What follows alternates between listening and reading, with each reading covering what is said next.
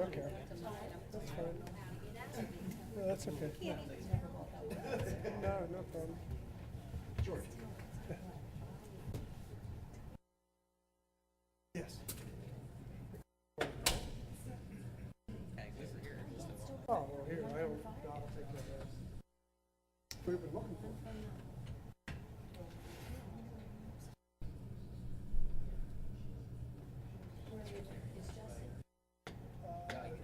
He emailed. I saw an email earlier this afternoon. He's down 11 and He was appointed. There are no seats. There's not enough seats. Guys are missing. Yes, sir. There is? Yeah, I moved down there. So what about Mr. At the end. Okay, so you're putting no one here. Oh, thanks, George. It's always a challenge for me. Take that with me. And who's sitting? Mr. Jones. He can't control his, I guess I have. We're getting started. Okay. Ready? Order in the court. All right, let me gavel this thing down to start this meeting of the Lower Paxton Township Municipal Authority. Mr. Eby, good to see you. All right, first item of business will be the Pledge of Allegiance led by Mr. Chrisman. Please stand. I pledge allegiance to the flag of the United States of America and to the republic for which it stands, one nation under God, indivisible, with liberty and justice for all. Thank you. All right, Mr. Chrisman, thank you. All right, first item of business will be approval of the minutes from the May 22nd, 2018 meeting. Everybody should have received a copy of those. Is there any questions, comments, changes to the minutes? Mr. Chairman, I'll move we approve the minutes of May 22nd, 2018 as prepared and circulated. There's a motion on the floor. Is there a second? I'll second it, Mr. Chairman. Second by Miss Lindsay. All those in favor signify by saying aye. Aye. Opposed? So carried. All right, next item of business is public comment.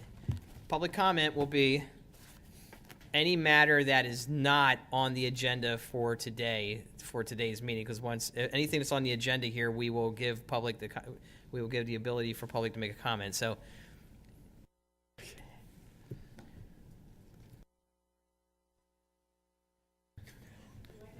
yes, you do. Right up to the podium there. Betty Ann Golden, I live at 6221 Nassau Excuse me. Road. We'll need you to talk into the mic, because as we get older, Can you hear me? Can now, thank Betty you. Ann Golden, 6221 Nassau Road. I had a meeting with Mr. Weaver, and I have some questions and issues.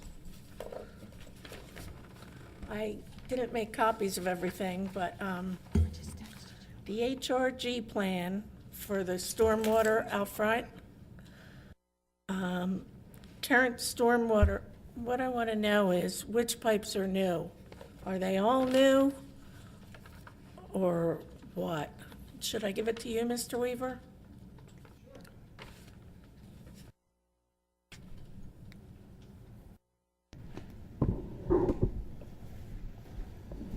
This stuff, right?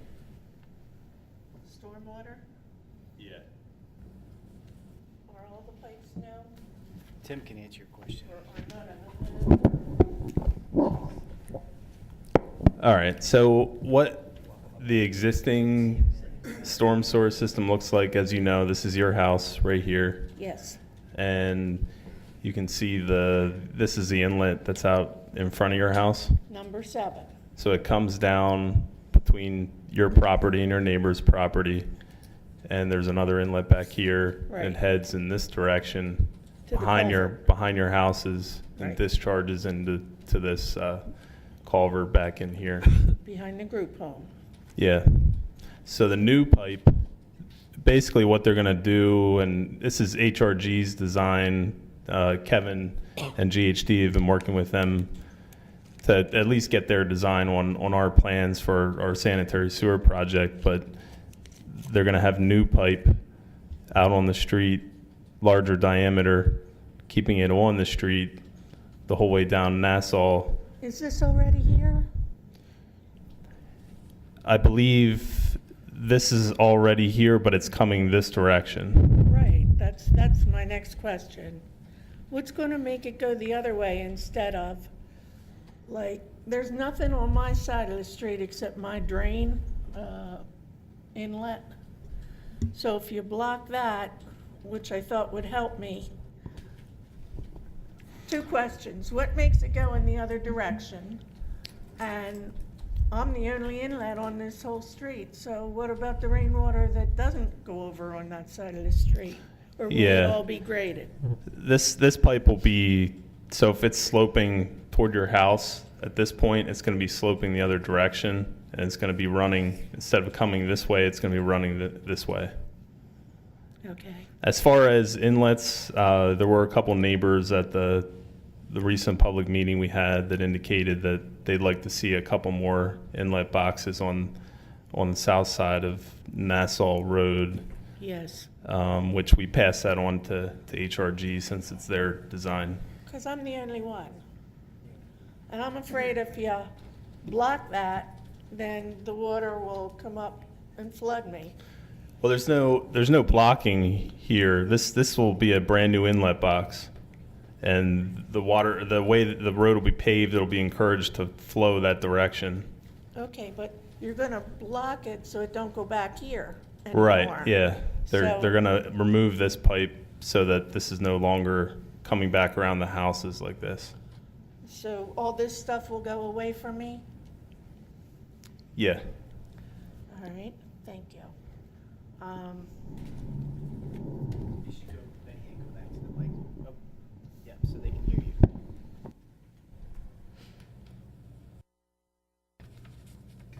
The drainage improvement needs to ensure that the new outflow area is not blocked and can accommodate the stormwater pipe to it. So please remember that when you're making your plan. Now, the drainage behind the house. I've been told that sewer improvements behind and alongside my house will result in increased drainage problems. I've been told that the water from properties behind me will overflow to my backyard. Why doesn't the plan attempt to remediate this problem? Should I stop there or go to my next question? Well, generally speaking, Mr. Chairman, Betty Ann and I met, and Tim, about the, just to give the board, Betty Ann, if you would, please, just a little background about her comments tonight. So she's one of the sewer easements that are required to implement our BC2 project. So Betty Ann and Tim and I met. We explained to her what was involved with replacing her sewer line. And as we were there, she had a lot of questions about stormwater, because Tim has been working so closely with GHD and HRG on stormwater. Even though it's not his design, he was comfortable enough to explain things to Betty Ann. But what I would recommend, Betty Ann, is that HRG and Tim and Jeff Klein meet you out there and answer your specific questions at your house, because Tim is in an awkward position because he can explain most of these things, but it's really not his design. I'd feel more comfortable having the HRG engineer that's giving GHD the design answer your questions. Do we know his name? Did you say his You know name? his name? I would love that. It's been Jason Hines and Dan Caldas. They've been working on that project. Can you guys, I'll tell you what, can you guys coordinate this with Betty Ann to get something set up this week that you can meet her out at her house? Because, Yeah, I sure. mean, you guys obviously know who the people are that are involved in the project. You can coordinate them to meet with Betty Ann at her house, instead of her trying to call HRG or trying to call, you know what I mean? Yep. Yeah, We because can do that. I get lost. Even if it's not this week, early next week, I would really appreciate it. Before I go, I got probably one more page. The truth of the matter is I get flooded from the front and I get flooded from the back. And I don't want to move. I love my home and I want to stick to the facts here. But on July 4th and July 24th, the water was up to my front door. I know we had horrible rains, but July 4th, I had to call 911. I finally jumped in my car and drove away because I thought, well, I'll save the car if I can't save the house. And by the time the officer came, the water had receded. It was grace. And the 24th was my first day of vacation, and my daughter woke me up at 7:30 saying, do we have a spare key to the house? Because my grandson wanted to go in and see if I was flooded. The toilet had overflowed, but luckily that's all that happened that day. So now I just want to say my last thing that we're going to talk about. If nothing else, the township should keep the culvert clear where the pipes terminate behind the group home. And now I have a little thing, a little more about the sanitary sewer permanent easement agreement. I just learned that the plans to relocate my shed parallel to my house would block all natural light. Before agreeing to the permanent easement, I need to obtain a quote for relocation and new pad perpendicular to my house so I still have sunlight. Who do I submit that to for approval and payment? That would be you, Mr. Weaver, I would talk to. Well, I think what we discussed, Betty Ann, at our meeting was we didn't want to do the work ourselves, so you're right, you should get the quote, but we'll issue a check to you for payment for the actual sewer easement, and then you would pay for the relocation of the shed. But you were referring to having to build a new pad? Yes. Okay. And you If didn't. we put it flat on that thing I have, I'll get no light at all. It'll be like having a truck behind my house. Right. So if we put it perpendicular, they'll have to do something, even if, I don't know if it's going to be concrete or rocks. Okay. But so it would block one or two windows instead of all of them. Okay. And do you have somebody that can give you a quote for that? Yeah, I'd contact the guy who we got it from. Okay. He gave us the first quote. Well, whenever you get that quote, just let Tim and I look at it, and then we can have you proceed, and then we can cut you a check for Okay. the easement, which will pay for that. All right, thank you. It should. I understand that I can't plant or construct anything on permanent easement, but that compensation needs to be separate from the cost of relocating the shed. When can we meet to discuss? The reason I say that is it's 1/4 of my property. Now, I'll just move on. Easement plan, Exhibit A, that's this little one, shows the temporary, now, what this is about is, if I put the shed perpendicular, the temporary easement behind my house encroaches on where the shed would be relocated. The shed needs to be relocated prior to construction, so temporary easement needs to be modified. Not that much, just some. The agreement eliminates my ability to have the township responsible for damages, blah, blah, blah. But what it boils down to is the easement comes straight up to my house. So if somebody breaks my window with a shovel while they're doing their work, you need to be responsible for that sort of thing, or knocks my siding off.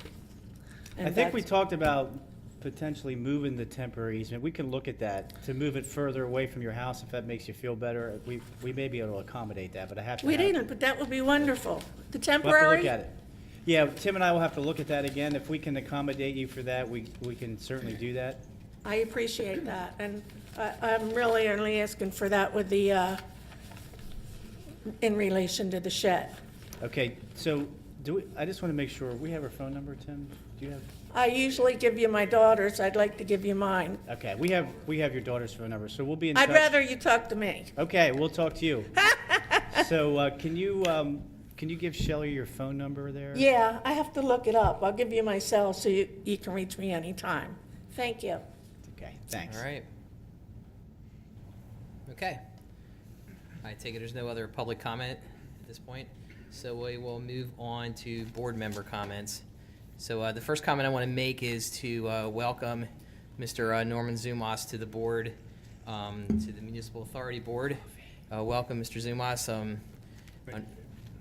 Unfortunately, it's an unfortunate circumstance that we're welcoming him to the board with the untimely passing of Mr. Hawk.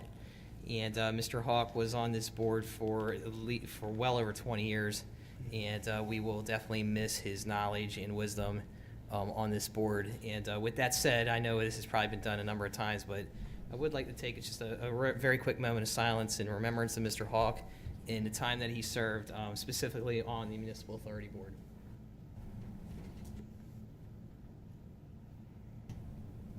Okay, thank you.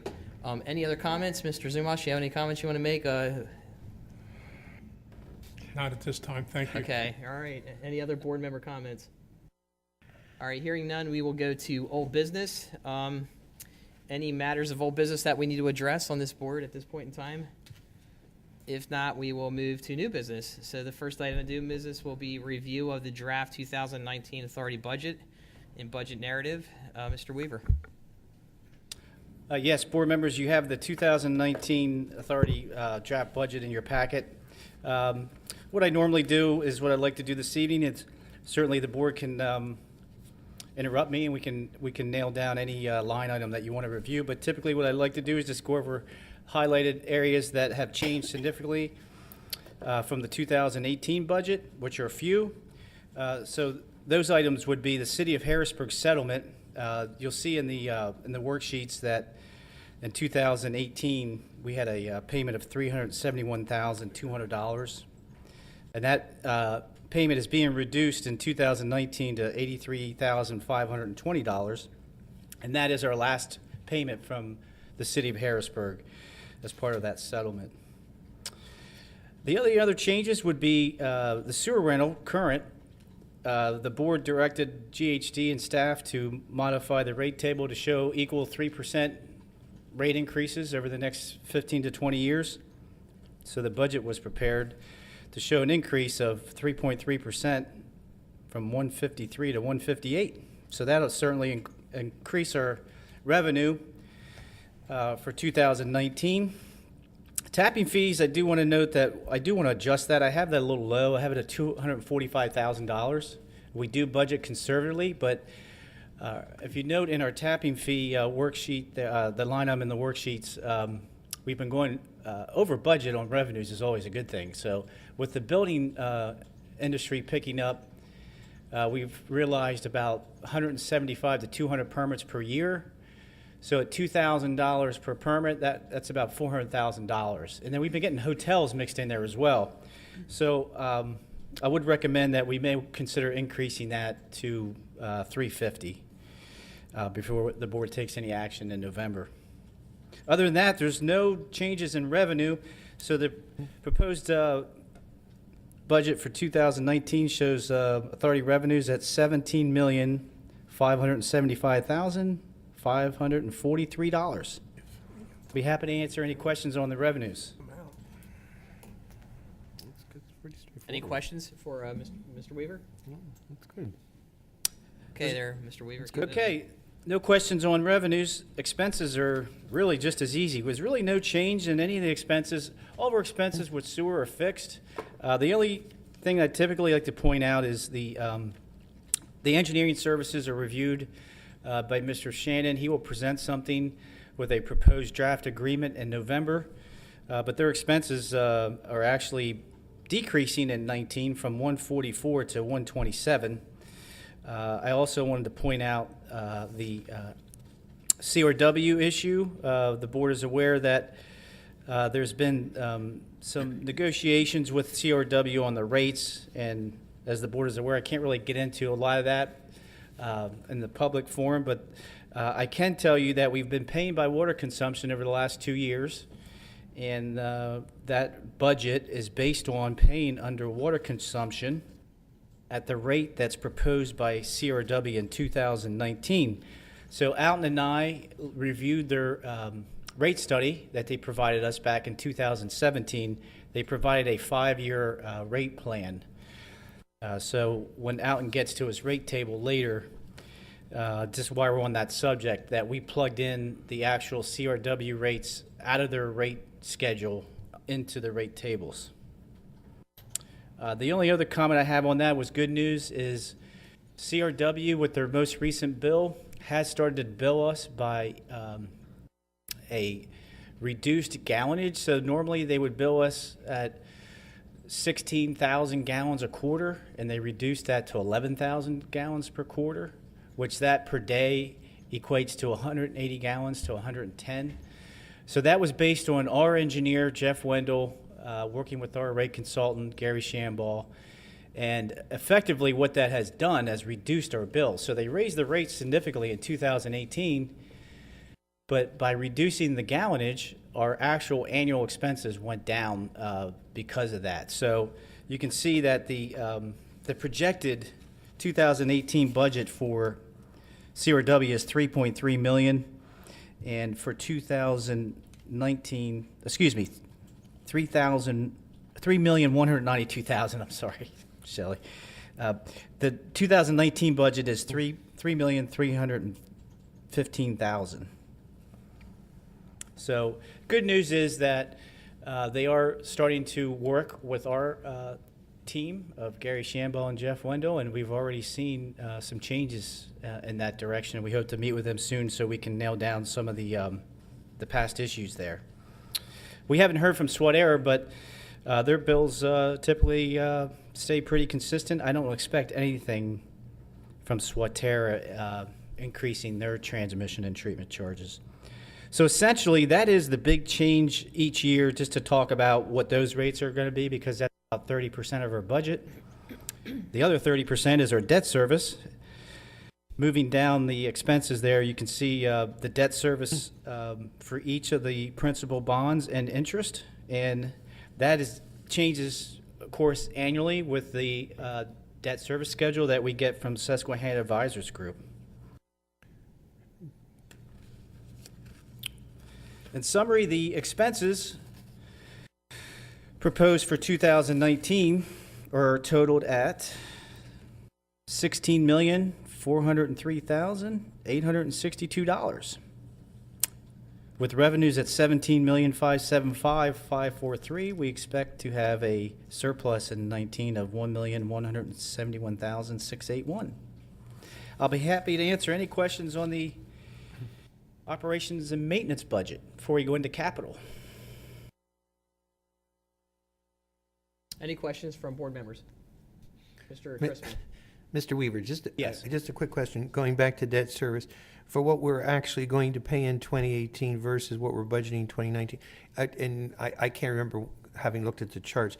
Are we reaching a peak this year, and do we level off, or do we begin to drop? Because it goes from $5,414,000 to $5,409,000. I know it's not substantial, but are we at the peak, or is this just part of the leveling for another year? Do you know offhand? And I can't remember, Bill, without looking at those charts, and I don't remember them. And if you don't, it's okay. You can check it and call me. The debt service schedule, Gary, that shows right now the reduction of the $871,000 of that BAB subsidy gets us down to 7.2. So it really depends on how you look at it. So the actual debt service is 7.2, Okay. and then the peak right now is I mean, there is no peak right now; it's level. Really, what we're looking at is the next discussion is the future borrowings. Exactly. Is when we're going to get that. We're going to have a peak where our debt service under the current program would creep up to be about 80% of our That's what expenses. I was concerned about. Are we at the peak? Because No, I know we're only about 35% is debt service, so the peak's pretty far out there. Okay, because with borrowing, I know that's going to change Yep. again. Yep. Okay, thank you. You're welcome. I think GHD is going to have an analysis here for us shortly on how the debt service is going to play out, as well as rates. Okay. Any other questions on the budget at this time before we get to the capital expenditure piece of the budget? All right, hearing none, why don't you go ahead there, Mr. Weaver, and continue. Thank you, on. Mr. Chairman. So the capital budget, as the board is aware, is based on the 2013 Second Amendment to the Second Consent Decree, which has a corrective action plan for Beaver and Paxton Creek. So what that schedule shows, in 2019, it'll be time to do the BC2 project. So you'll see in the budget that basically 80% of the capital expenditures is BC2, and that is $3,425,000. The only other thing that we're working on next year is the survey and some initial design work for the project after BC2, and that is BC7. And that cost for the survey and initial design is for BC7 is $350,000. And then you have the other miscellaneous expenses for all the past I&I projects and some future ones. But essentially, those are the two line share projects. Total, subtotal for the I&I fund is $4,560,000. And when you include in the capital pole building that we're considering, which we're going to take the board out on the next road tour to discuss that, that's $265,000. So when you total those two, the total capital projects proposed for 2019 is $4,825,000. And that actually ties into our next discussion. That's basically how much money we expect to have remaining next year in the 2016 bonds. So we'll be drawing those down to zero next year. Any questions on the capital budget? Any questions from board members? I have one question for you, Mr. Weaver. Yes. The looks like from actual 2018, budgeting a little bit more for metering. Can you explain that? The metering, it's ironically is out of our control in that regard. All the cell towers are going to 4G, which I was not aware of until Jim told me and my metering guy. And unfortunately for the authority and a lot of authorities, that means major upgrades because all of the equipment that you have to communicate with those towers is now gone. So we have to buy all new equipment, and we're in the process of doing that right now. I'm afraid to tell you how much it costs. Do you really want to know? Yeah.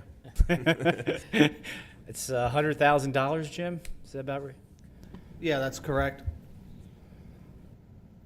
So that is the reason. Unfortunately, it was out of our control, but that's a major part of our project is communicating with the meters, and in order to do that, you have to use the cell towers, and the cell towers went to 4G, which makes us upgrade our equipment. Okay.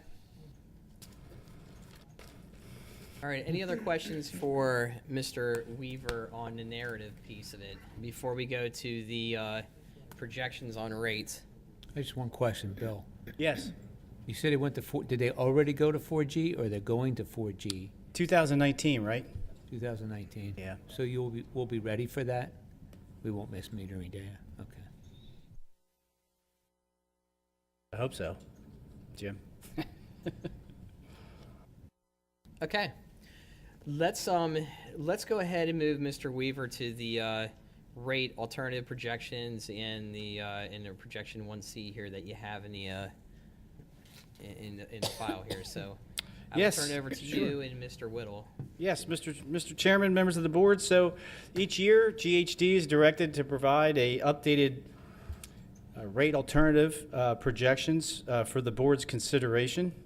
So this is typically what we do. Now, last year, the board gave us clear direction that they wanted 3% a year over the next 20 years. That was after we revised our Beaver Creek corrective action plan to mirror Paxton Creek, that we're going to do early storage and eliminate a good bit of our sewer replacement project. So that reduced the total project cost by approximately $100 million.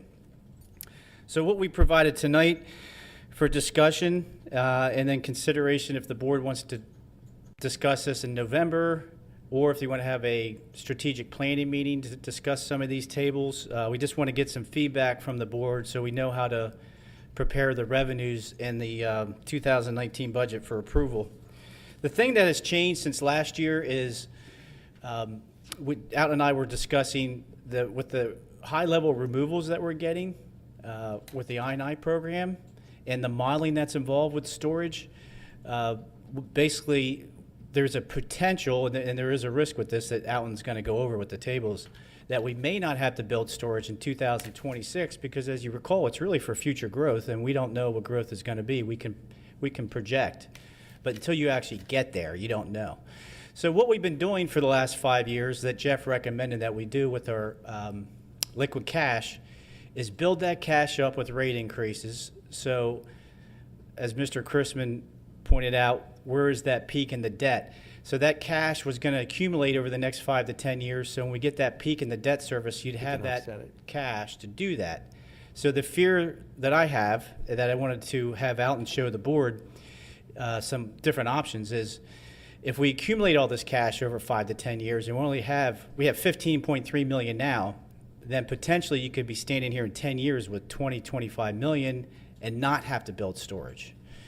So there's some different options that you can consider. Delaying storage to 41 to 43, which Steve can comment about the legalities of that.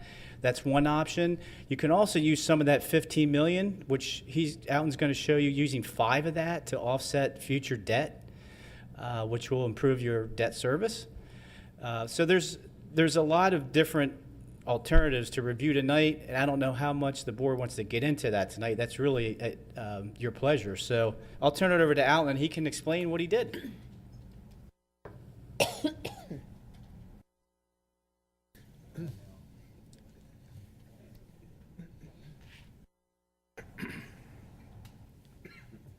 So the first alternative that's shown here is the current program, just revising some of the costs. We've been doing some creative, looking at our projects, so we've been looking at some lining in certain areas, things like that, and we've been updating our cost as we go to reflect current costs. So that's what current program alternative 1A represents, is the program as discussed the last couple years, just continuing forward. This is storage in 27 in Paxton Creek, storage in Beaver Creek in 2028. Represents what's in the current cap, the current Beaver Creek and Paxton Creek caps.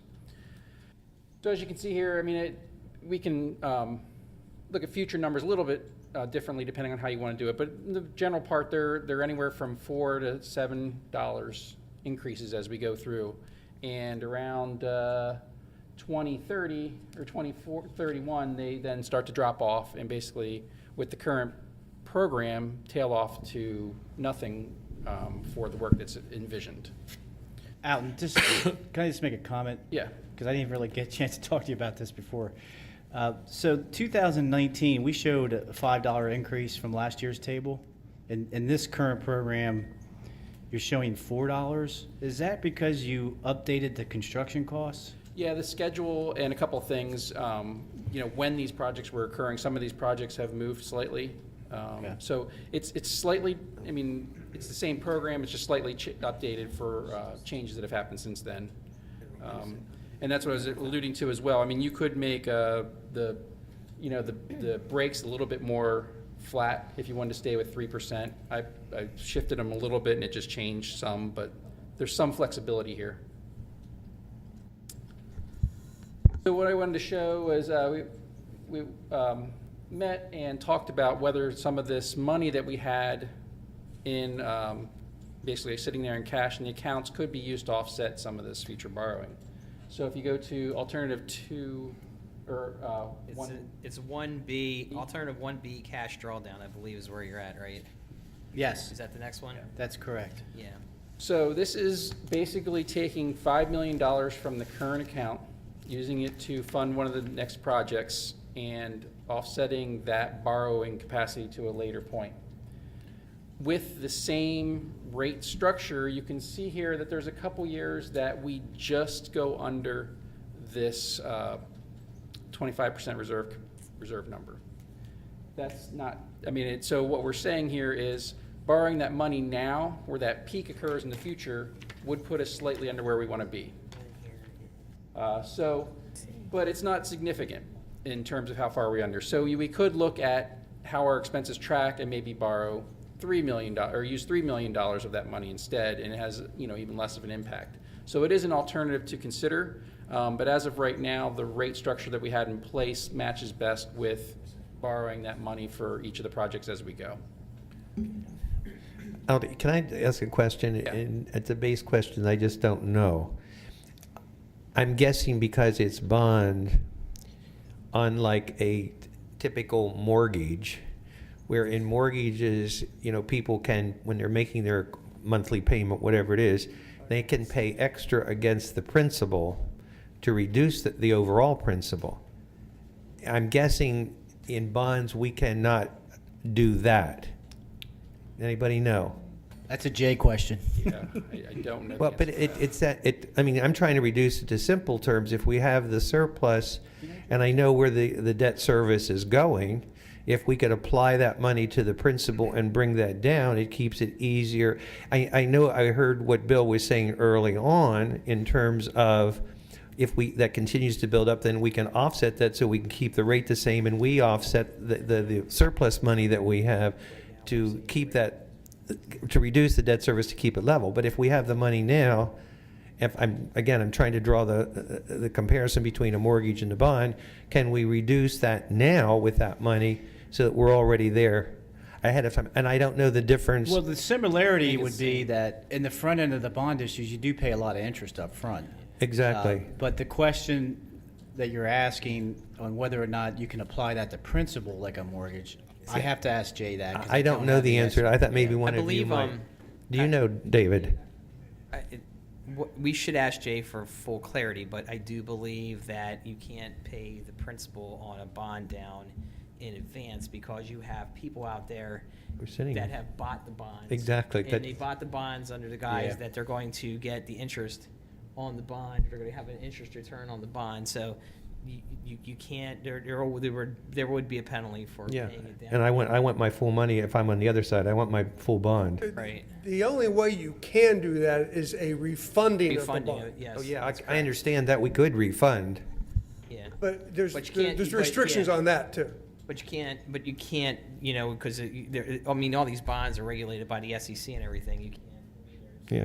Investors have invested into. Right. these Until you bonds. said that, I suddenly thought, gee whiz, I'm sitting holding my bonds. I don't want to lose anything. I went full. As you know, we're looking at an early refunding of our BABS bonds, which that can't occur until middle of next year. Other bonds come due at different times.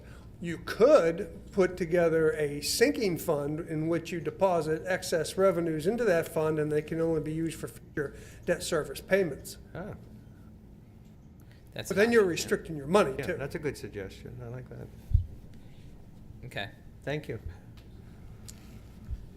And I think part of the discussion there is. Sorry, really Al, where yeah. you're- No, I think it's a good question, and I think, looking at this, there's lots of alternatives for how you want to look at this.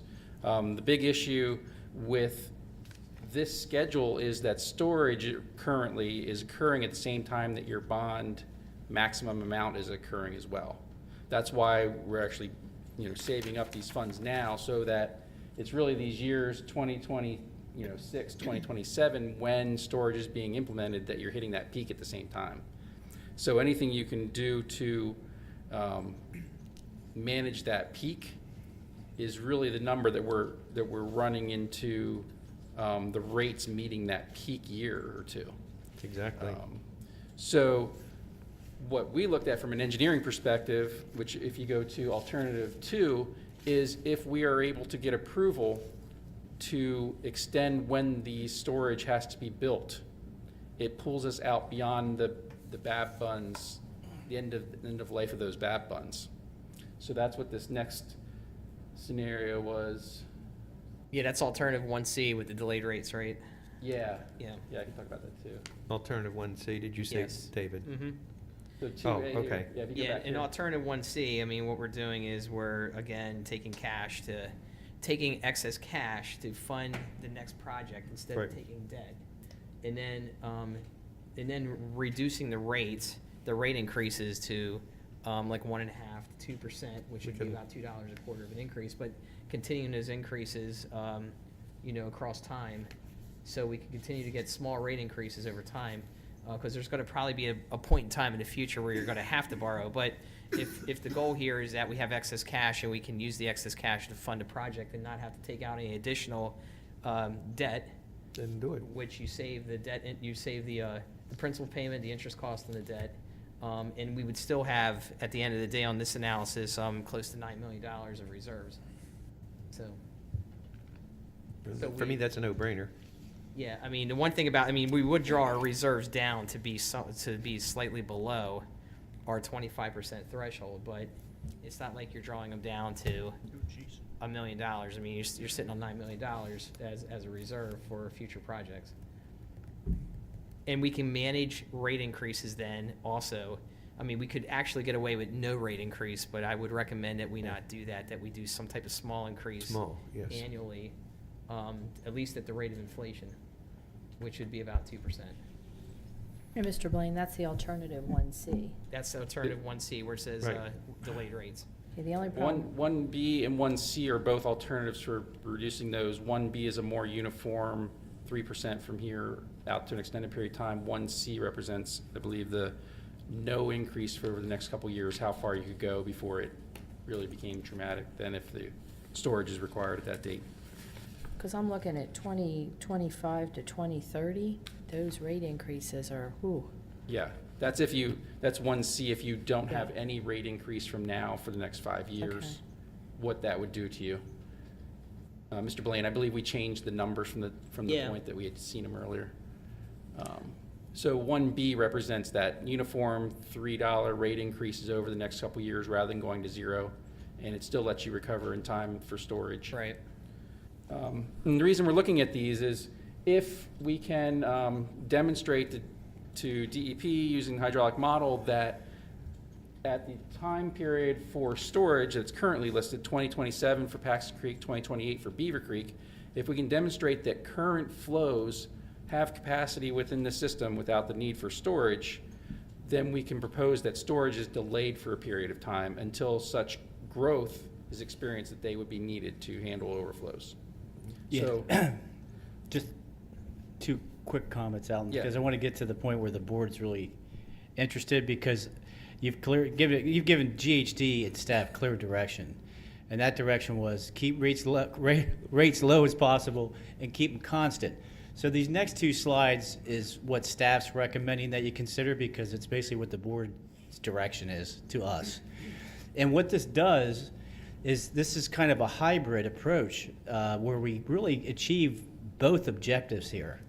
So by what Alton just was talking about with the modeling, by delaying storage till 2041 and 43, now you can take away using all that surplus cash and building it up for 10 years and using it in 25.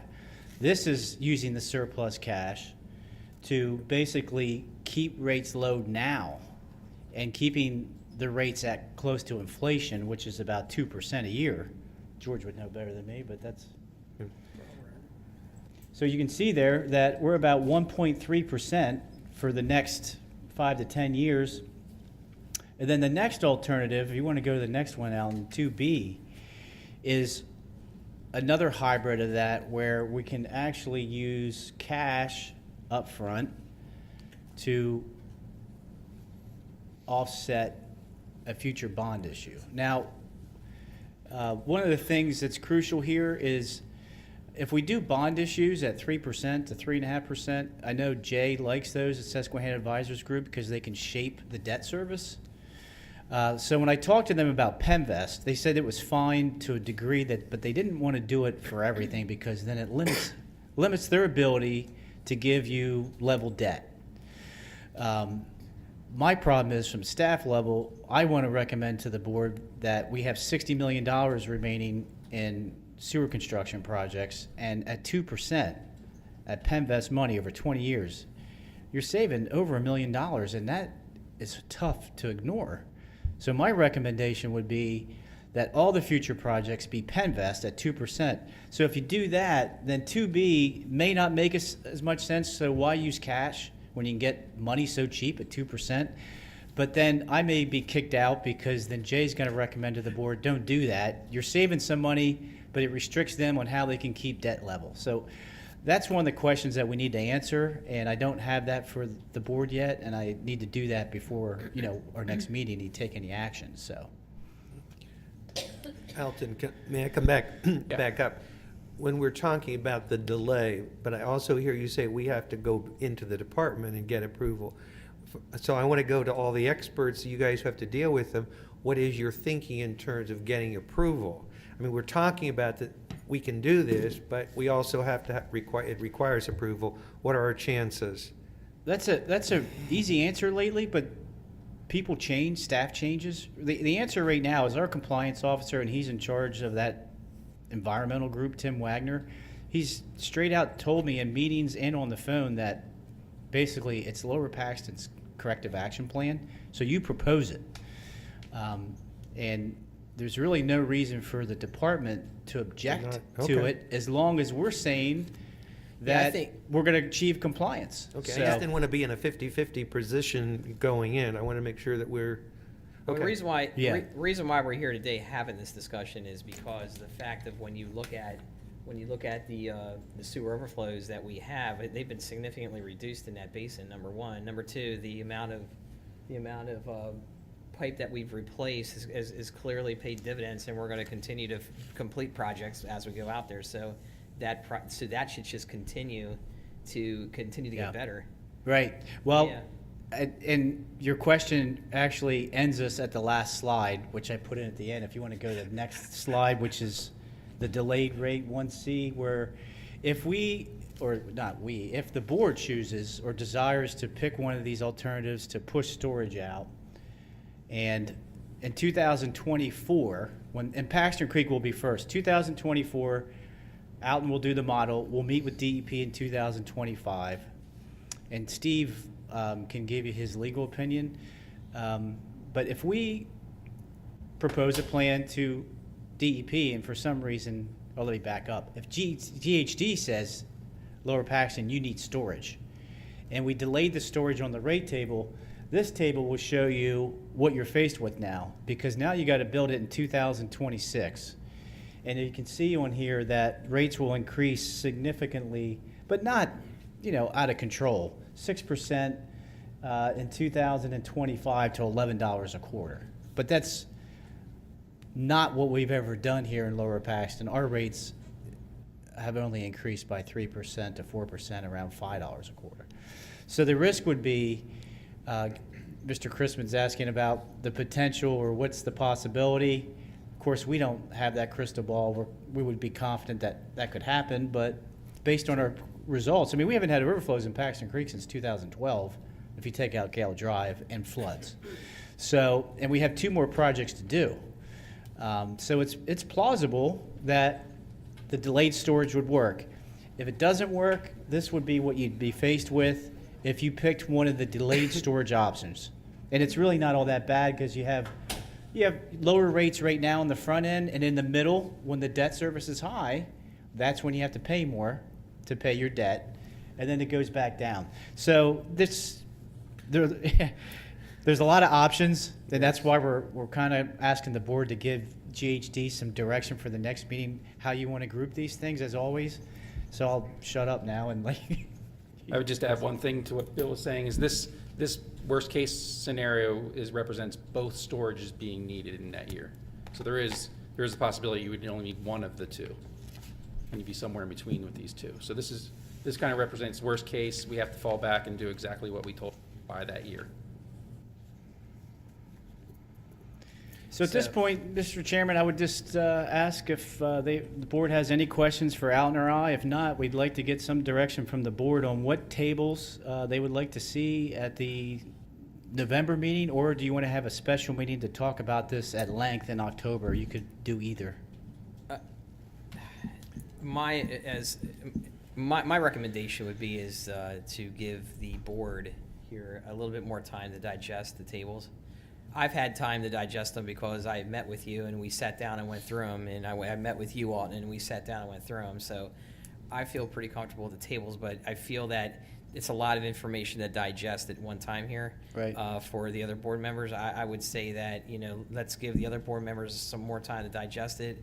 Let's sit down, let's schedule a meeting for October where we can sit down and go through these tables in a little bit more detail, allow everybody a chance to digest it, come up with their questions, so we can, that would be my recommendation. Any comments from any of the? I would agree with that. It's pretty big, and it's going to, set us on the course for a while. And I like the forward thinking, so I feel good. That's some of the concepts that are being thrown around. But it's a lot, and it's pretty quick, so I'll need more time to look at it. And of course, I know it's not it's not the concern of this budget here, but we do have stormwater fees that are looming. So anything we can do to, I mean, we just have to keep that in mind and as we set rates for the future. And I know this plan looks pretty good in regards to that as well. It's funny you bring that up there, Mr. Judd, because I mentioned the same thing to Mr. Whittle and Mr. Weaver about the stormwater fees will also be something that has to be factored into. I believe that's going to happen in 2019 or something like that. So and it's not and it's not fair for you guys, of course, but and ultimately what will dictate will be what's the best thing to do financially in the long run, you know, for the people in the long run. I understand that, but my only comment towards that is we are a separate fund, and I think it needs to be to some degree looked at, you know, separately. Well, it absolutely Right. is going to Yeah. be looked at separately. Yeah, It's right. just ultimately. I understand what you're saying. Yeah, Yeah, absolutely. they're getting one bill, and we just got to, Yep. it's the same people paying for it. But I like just looking at it and listening to what I've heard. I like the way you're thinking. I hate to be the fly in the ointment, but I kind of, at this point, disagree. First of all, you can't give me any definites on whether we're going to have to do and when we're going to have to do storage. Right. So sometimes when you look at that, you look at, okay, what's somewhat of a middle ground to grow? Because I always remember Norm Hoffer telling me one time when we talked about projections, is that you take a percentage of different things, knowing that the chances are they may happen or they may not happen. Mm-hmm. And the only thing that I would need to know a little more, but I don't know if you'd have that in time for October's meeting, and that is, what is the likelihood of us getting approval pushing the storage out further? I think it's very likely, because DEP has told me it's your plan, and if you're telling me we're going to comply, the risk is on us, because if we don't comply, then we have to pay a fine, right, Steve? So I don't think the issue, I think we're thinking back when we were looking at bigger picture things about getting DEP approval. This is a little different now. Okay. We're basically at the end of the program, and we're basically telling them whether or not we've removed the overflow. It is hard to get the away overload. from what the atmosphere used to be, Right. as compared to what it is Yes. now. And I think, Bill, you did a good job of switching that atmosphere. As of the 20 years of trying to comply with them, I think has changed their attitude towards us too, to allow these things to be a little more easier. So but it still is hard to get used to. You're still waiting for the hammer to come down like it used to. But there, like you say, there is a risk, and people change. So I'm basing those comments on the staff that's there today. So when you were talking about the risk factor, there's got to be some risk factor built into think, new though, staff and new thinking. So right. But just to add to that comment, though, I mean, you're correct. The atmosphere is different there today, or it's different in general for us today than it was 20, 25 years ago, because we actually have been able to prove that we've been able to take stormwater out of our system. We've been able to reduce our overflows. And we have detail behind that. We know, we have information behind that. We know that our flows are way down. So I do think we probably are in a much better position today to present a plan to them that either we don't have to have storage, or or our storage can be smaller than what was anticipated, which definitely changes our plan into the future. Well, I Right? have a couple other comments, David, Yeah. as far as Yep. the increase. I'm gonna personally weigh in at $3. Okay, just here's my reasoning. Not only I have a hard time saying that in 10 years we're going to up rates $11 and buying into that one, but although you just told me that there's a likelihood that that will not happen. However, I have a hard time saying that won't happen for sure. So to come to 10 years from now and expect the board, whoever's here, it won't be us, I'm sure, but to expect them to raise rates $11, I think is a bit of a tough one. So with that, I would have a hard time throwing my vote in towards 1C. So, but on the other hand, if we put $3 in now, it kind of hedges our bet a little. It's only $1 difference. It also gets you around the inflation. And the other thing is, if you're running a business, which you are running, a business of treating sewer water, chances are likely your costs are going to go up that of inflation. right. Which is around 2% right now. And I will tell you, inflation, from my experience, what I've seen now, inflation's going to be creeping quite a bit up higher. So a 3% or even a 3% next year is not unlikely. And so, like even at my store right now, we get 1,000 price increases every week. That's how bad it's getting. And it's Yeah. tied into a lot of transportation issues. So, but anyways, inflation's going up. It may not show it at the government end, but it's certainly happening at the business end. And so I think inflation and the rate of inflation is going to be growing. So to come in at $3, which is 2% increase, is even a Right. modest value. Right. And I know I'm on Social Security, so everybody comes in and says, well, you know, we're on a fixed income. Well, my income's not quite fixed because it does go up with inflation. So my income will be going up to help pay for your sewer rates at 2%. That's my argument, and I'll let it go at that. Well, Mr. Horning, I would agree with you because that's exactly the same comments that I had to Mr. Whittle and Mr. Yeah. Weaver in regards to it doesn't make sense to not have a rate increase. We should at least have a rate increase that matches the rate of inflation, which should be $2 to $3 a quarter. Right. Throughout, because you don't want to get into a situation either where over time all of a sudden you have $11 a quarter.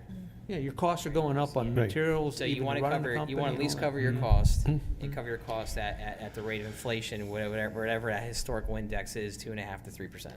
So if I'm hearing you correctly, we're going to do a hybrid table for the next meeting, potentially, that would be slightly adjusted from delayed storage. Maybe don't delay it that far out where you're not comfortable. Maybe delay it a year or two and keep rates at $3 to around 2.5%. Is that what I'm hearing? Right. Okay. I think that's a more reasonable. Here's the other thing I argue, is your labor dollars are going up. Your labor dollars aren't going down. Your material costs aren't going down. They're going up, and they're probably going to be going up in that neighborhood, you know? So I Well, think these that- dollars, I believe, are inflated, though, aren't they?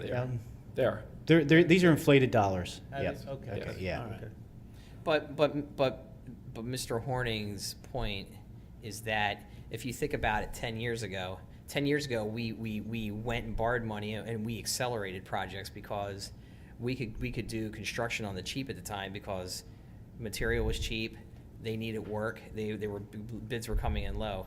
With the economy the way it is, if the economy continues at this rate, your construction costs are going to just continue to increase. So.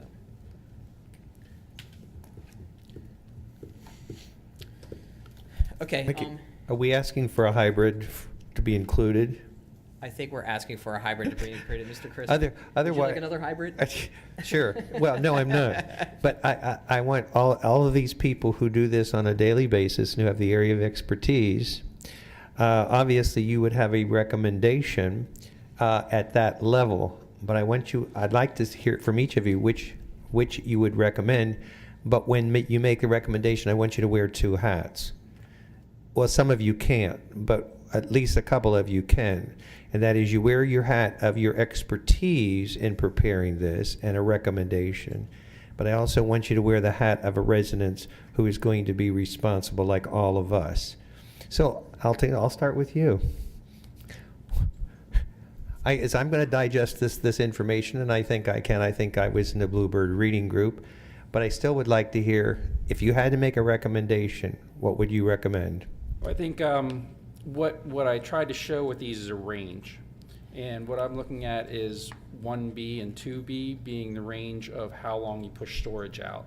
And I think those two represent exactly what we've been talking about earlier, is a slight increase of rates Right. to cover yourself for what you know you need and to cover the potential for what you could need without having the complete rebate right now. Okay, and that would be included in the hybrid. Yeah, and the difference between 1B and 2B, 1B and 2B is just how long that storage is extended. So what I wanted to provide there is just that range. That's kind of the extreme. So it's likely going to be somewhere in between those two. Okay. So we wanted to try and nail down years that storage may actually come in. We would go back to the growth studies really for that to determine that would be a little bit more involved, but that is the next step, is what is our growth really going to be out in those years. Okay. Mr. Weaver? I would have a similar thought process. I like the hybrid idea where you're hedging your bets a little bit. Maybe don't risk so much delay in storage, 10 years or maybe a few years. Raising rates, as Mr. Horning suggested, around $3 instead of $2.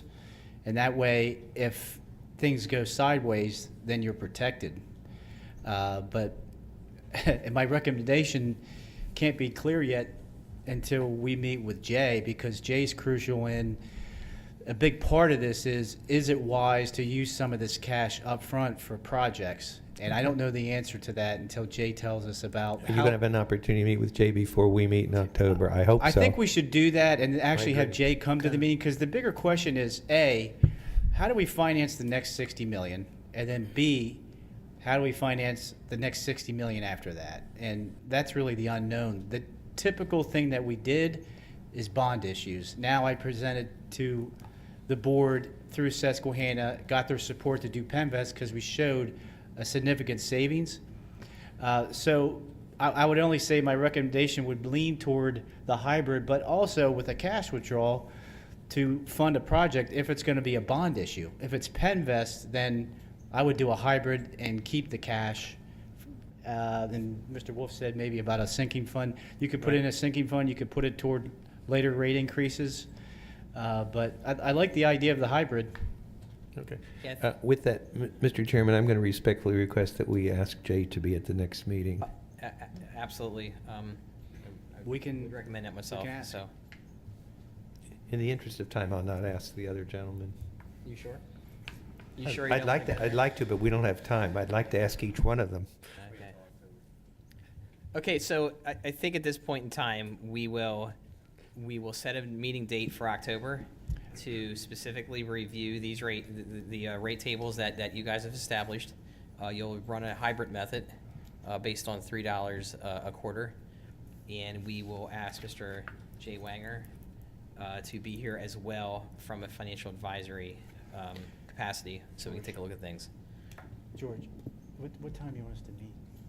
Is there a preference? Yeah.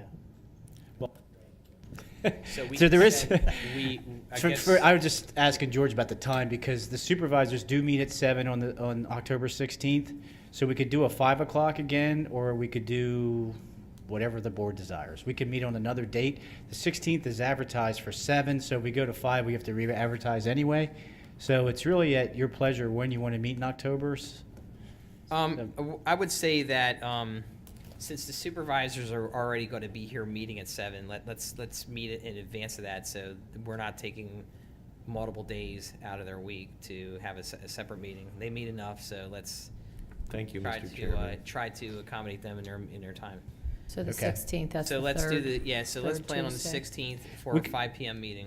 We could probably do it at 5:30 or 6 if you want, because that's going to be the only agenda item right now, unless Mr. DeSanto comes in on the other one, but we could talk about that If later. it's the only agenda item, then Yeah. then I would personally appreciate a 5:30 meeting. Fine. If that's okay with you. I might have a high school soccer game to go to, so I want to make sure I got some time to get there. So, Okay. all right. And that's going to be contingent on Mr. Wingert if he's Yeah, available. Correct. Exactly. Yes. Right. Yeah, okay, so 5:30 on the 16th. Okay. 5:30 on the 16th, we will reconvene on this matter. Okay, we'll move on to, is there any other comments on the budget at this point in time from any of the board members? Okay, next item is Resolution 180101 through 180129, declaration of taking of temporary construction easements for private sewers in the BC 2A, BC mini basins project. Mr. Weaver. Yes, thank you, Mr. Chairman, members of the board. You've seen these many times before. This is our upcoming BC2 project. We've done these with all of our past projects where we do a temporary construction easement for the private sewer. We send them a private sewer replacement agreement. We give them 30 days to respond. If they don't respond, we give them another 30 days to respond with a second letter.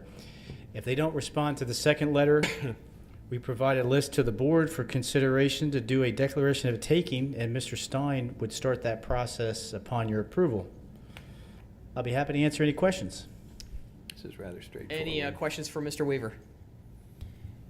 Mr. Weaver, how many properties does that include? Because there's not a whole lot here. No, there's only 29, so we split these into two groups, and it actually helps Mr. Stein because title searches for all of them, and It's a long process, 650 total properties in the whole project. For this specific project, we did 300 letters in the first group, and we have 29. So that's That's not bad. typical. It's about 10%, and that's generally what our percentages have been for the last 5 or 6 projects. Any other questions from Mr. Weaver? Okay. If none, I will entertain a motion. Mr. Chairman, with permission of the chair and consent by council, I'd like to approve both of these resolutions since it's the same material, it's simply the numbers. Chair, accept that? The chair accepts that, Mr. Crispin. Then with that acceptance by the chair, Mr. Chairman, I will move that we approve resolutions 2018-01-01 through 2018-01-31 and resolution 2018-02-01 through 2018-02-13 as presented by Mr. Weaver. Okay, there's a motion on the floor by Mr. Crispin. Is there a second? I'll second. Okay, second by Mr. Eby. Okay, all those in favor signify by saying aye. Aye. Opposed? So carried. Okay, so we took care of B and C there, so I assume we're down to D now. Action on utility billing agent notice tag agreement with utility billing office. Mr. Weaver. Yes, Mr. Chairman, members of the board, utility billing is the agent that does the tags. The tags are the water shutoffs for those that are listed, again, similar to our last resolution, where we provide the property owner notice that they're delinquent on their sewer bill by 2 quarters. If they don't respond, they are provided a letter that their account is going to be turned over to Modern Recovery Solutions. Modern Recovery Solutions does all the delinquent processing, all the water shutoffs. However, utility billing is the person or agent that actually does the tagging. Apparently, from what I understand from Modern Recovery, Susquehanna actually pointed this out to them, and once they got notice of that, they thought it would be also good to point out to Lower Paxton as well that we don't actually have an agreement directly with utility billing. They are coming into the township, and they are doing water shutoffs.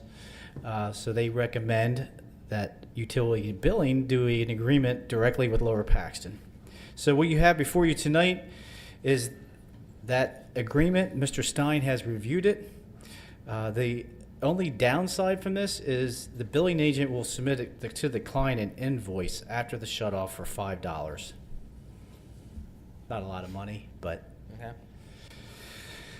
we haven't had any problems with the water shutoff, so staff has no problem recommending approval of the utility billing agent agreement. I'd be happy to answer any questions. Any questions for Mr. Weaver? If none, I'll entertain a motion to approve the action. Mr. Chairman, I'll move we approve the action on the utility billing agent notice tag agreement with Utility Billing Office LLC as presented by Mr. Weaver. Thank you, Mr. Crispin. Is there a second? I'll second. Second by Mr. Eby. All those in favor signify by saying aye. Aye. Opposed? So carried. Question before we go on. Okay. Yes. How many shut-offs have you had to do? Good question. Actually had to shut the water off. Natalie works with Modern Recovery about 4 or 5 times a year to do water shutoffs, and there's a list about 25 people on that list. And out of each list, there's only 1 or 2 that we've ever had to shut off. It has become per cycle, I should say. We went years without shutting off water, I know we did. and the last year we've probably shut off, half dozen. Really? Yep. Do they usually eventually come up, Bill, with the money Steve, do you know? once you shut it off? Steve's Steve? closer to that than I am. It depends. Sometimes the people just leave the premises and the water stays shut off because they really have no way to, I guess, probably get paid up in their mortgage. So they know they're probably in foreclosure. So they just end up vacating the property. And then it gets turned back on after we go through the sheriff's sale process, pretty much. Okay. Does that answer your question, Mr. Horning? Yes, You thank good? you, Dave. Sorry, Dave, go on. Sir, no problem. Anything for you. You're good. All right, Resolution 1803, amending Resolutions 1111 and 1713, eliminating certified letter and specific hold harmless requirements. Mr. Weaver. Thank you, Mr. Chairman, members of the board. Again, this is a standard resolution that was adopted in 2011 to implement our private building sewer replacement program. This has the key criteria that Mr. Stein developed the private sewer replacement agreements. Mr. Stein did a legal research for us and basically discovered that, unfortunately for the township, when our township I&I crew was doing sewer replacements, we are liable because, and Steve can explain more, but because we're using motorized equipment, we don't meet the exemptions under the Torts Claim Act. So this has come up at our public meetings, and basically we don't have a faced answer to the public. So I talked to Steve. I recommended that this is only going to be used when our crew is doing the work. When the contractor does the work, the agreements will still be sent out requiring the hold harmless. But anytime that our crew is doing the work, they will get an agreement without the hold harmless clause in it. I think, Steve, you also mentioned they may not even have the legal ability to hold themselves harmless in some cases. But that's essentially why we changed that. And then the next section is under number 5, which we just spoke about. This is similar we just did for the delinquent resolution. We provide a 30-day notice, then we provide another 30-day notice. Well, the second 30-day notice used to be certified mail. That cost a lot of money. Takes Chris a lot of time at the garage to process all these certified letters. We didn't really see any need to do certified letters any longer. So we are recommending that we remove that, just like we did for the delinquent accounts. They're the only 2 changes in the resolution, and I'll be happy to answer your questions. Any questions for Mr. Weaver on Resolution 1803? If not, the chair will entertain a motion to approve. Mr. Chairman, I'll move we approve Resolution 2018-03, which amends Resolution 2011-11 and 2017-13, eliminating the certified letter and specific hold harmless requirements as presented by Mr. Weaver. Thank you there, Mr. Chrisman. Is there a second? I'll second. Second by Mr. Eby. Any further comments? Okay, all those in favor signify by saying aye. Aye. Opposed? So carried. All right, down to Resolution 1804, destruction of certain records. Yes, Mr. Chairman, members of the board, this is our standard resolution to dispose of specific records in the township records office for sewer billing. It's a mirror image of the township resolutions. The only difference is we're destroying sewer authority records. The Appendix A shows that billing stubs and billing and pay registers are reached their 7-year retention period. So it's time to dispose of them. Okay. Any questions? Any questions for Mr. Weaver? It's a very complicated resolution. Yeah, right. Yeah. Is there a motion on the floor to approve Resolution 1804? Mr. Chairman, I'll move we approve Resolution 2018-04, which is the destruction of the records that are within the requirements set forth by Mr. Weaver and the state. Okay, is there a second? I'll second it. Mr. Eby, you're doing a great job on the seconds, by the way. Why don't you- Outstanding work. Well, you know, it's a, Any other comments? Okay, all those in favor signify by saying aye. Aye. Opposed? Thank you. So carried. Mr. Weaver, solid effort. Thank you. All right, township reports, I'm gonna stand review beside Mr. summary of the 8/15/18 PADEP annual meeting. Yes, board members, as you're aware, we have to have an annual meeting with DEP to go over the annual report. Fortunately for us, they started allowing us to have the meeting in Lower Paxton Township. So we again met this year, like last year, in Lower Paxton. The meeting went very well. We give them a presentation of 30 slides. There really wasn't anything new to talk about because the Paxton Creek cap and the Beaver Creek cap have already been approved. So that was the big earth-shattering news last year. This year, the focus was Spring Creek and also telling them a little bit about the success of our program. So what I'd like to do is have Mitch highlight some of the slides that he would like to do. Mitch pretty much handles the presentation with DEP with Alton's assistance. Then I'd like to just give a summary of 1 or 2 slides, and I'll turn it over to Mitch. Good evening, everyone.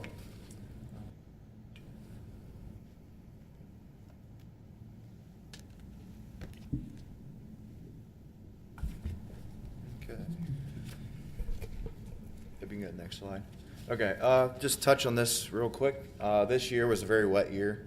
2017 through the spring of 2018, we had 21 events, which is probably the most we've had in a long time, if not the biggest we've had. We had about 50 inches of rain, which is crazy. So we had a lot of data to go through. But with that, if you go 2 more slides.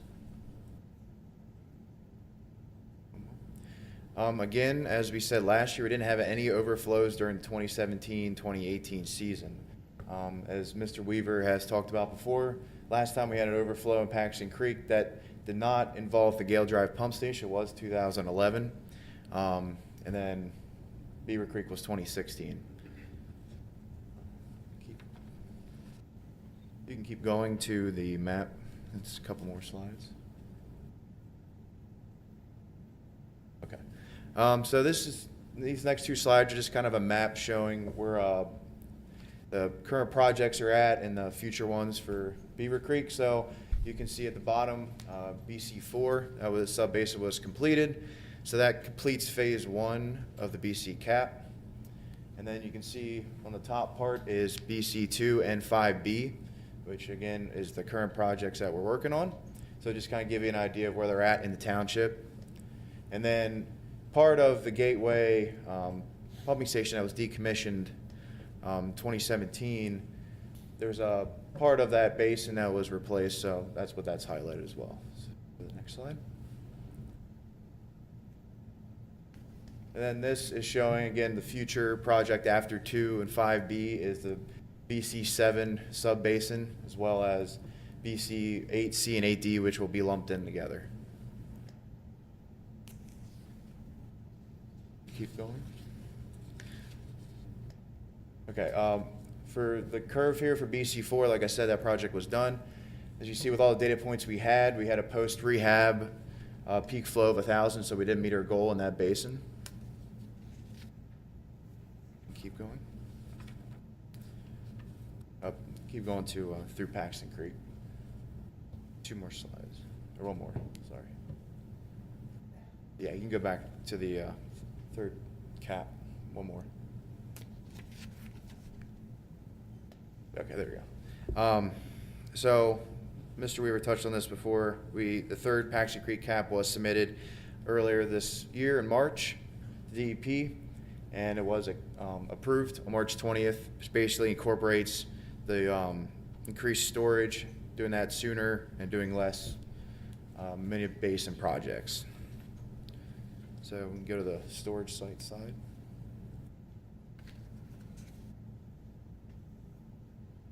And I just want to touch on the Paxton Creek storage site that was purchased this year. It is near Interstate 81 at the intersection of Crumbs Mill Road and Commerce Drive. And the next slide just shows a picture from Google Maps, kind of what that area looks like. Go to the next slide.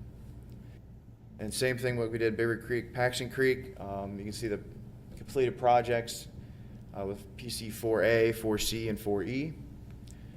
PC2A, which is currently being done, that is the first lining pilot project that the township is working on, as well as the Trunk A replacement project on Linglestown Road. Again, that was done to remove a bottleneck in that area that was causing some overload and overflows in that area previously. So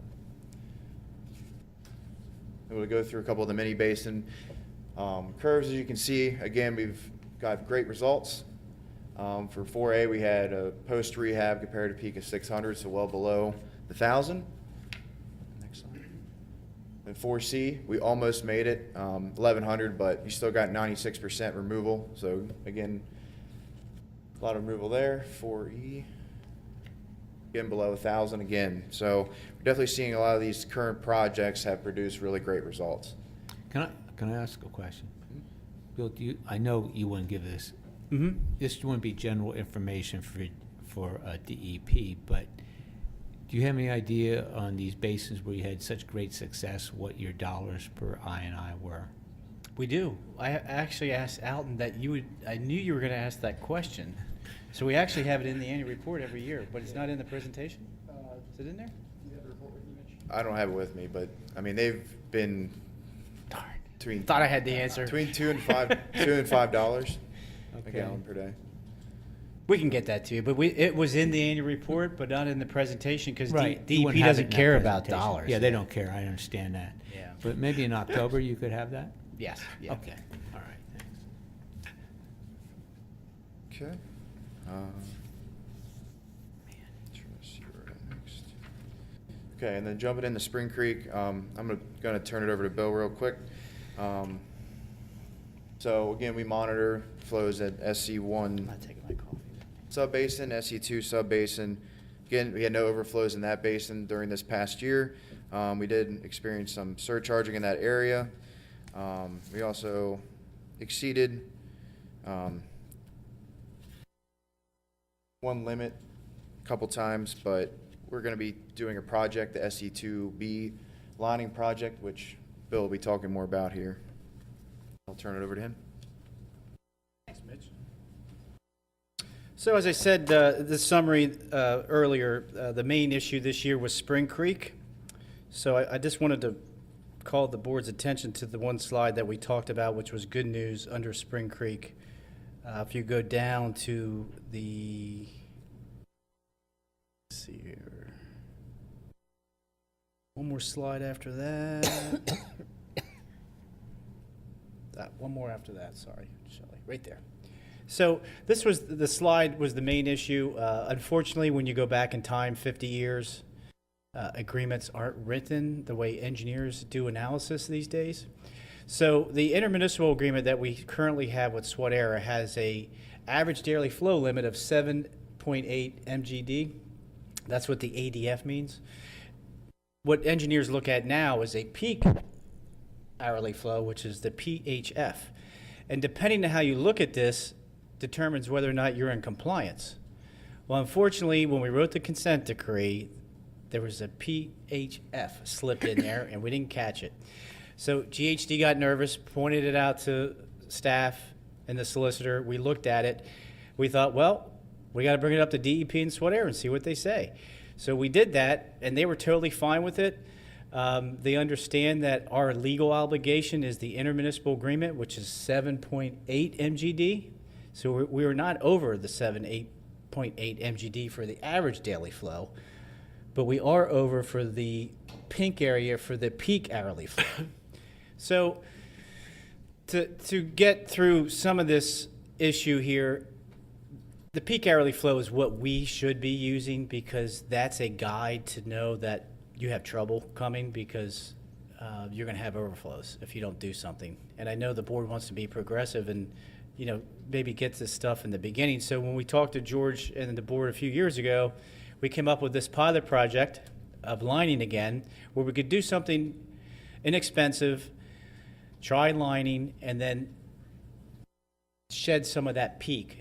Even though legally we don't have to, it's a wise thing to do. GHD recommended, and that's in the proposed budget for 2019. So the good news is DEP was fine with meeting with SWAT-ERA, trying to come up with a new agreement that makes sense, that takes out this average daily flow, but gets something that we're all happy with. So we're going to be doing that. And also, Alton is going to be sending them a new control point manhole map, correct?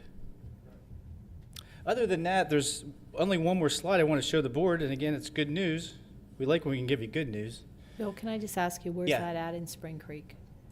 That location Yeah. is off of Spring Creek Road. Ironically, that's where the meter is. Yep. It's actually SWAT-ERA's meter. It's right on the line. Yeah, it's a big building you can see right before you get to Pfeiffer's Bridge, right? Mm-hmm. Yeah, that's exactly where it's at. Yeah. So if you just go down to additional discussion to the picture, I want to show the two pictures there. This is our lane down to the meter pit. So we have an issue that we have to address. You go to the next slide. You can see it became a creek. So what happened with the last flood is we can't get to our equipment when it's a creek, unless you get a canoe, which I wouldn't recommend for our staff. So what this does is it floods the meter pit down there in SWAT-ERA Township. Well, it's actually in South Hanover Township, ironically. Then it goes into SWAT-ERA. So we're talking to Gene Lank.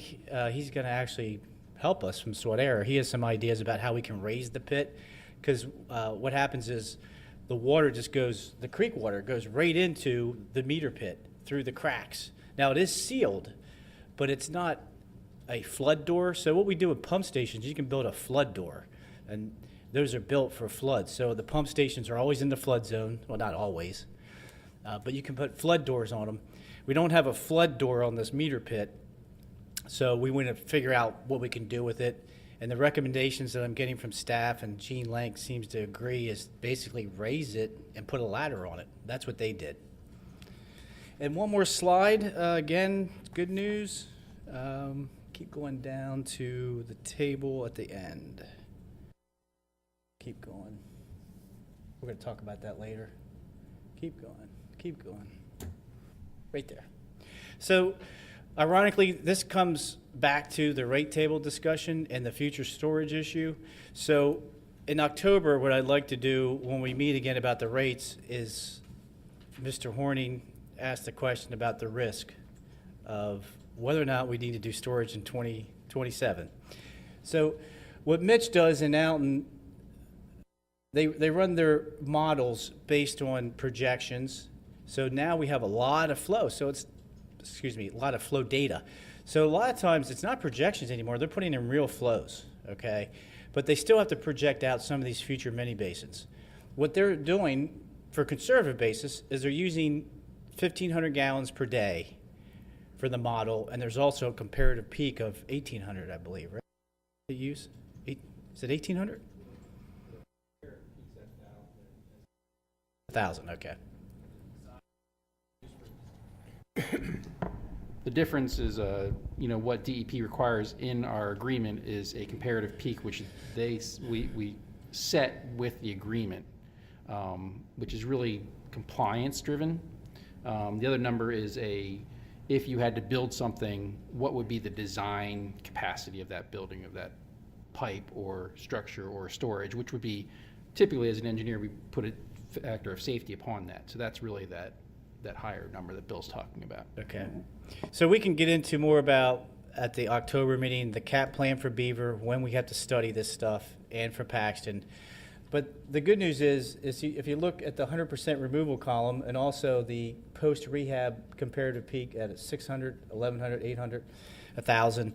So essentially, if you recall what Jeff told the board years ago, is in Paxton Creek, if you get to 1,000, you're not going to need storage. In Beaver Creek, he said you're always going to need storage, and I forget why, but I think maybe because it was the dip underneath. And that might have been before we had the plant expansion, though, as well.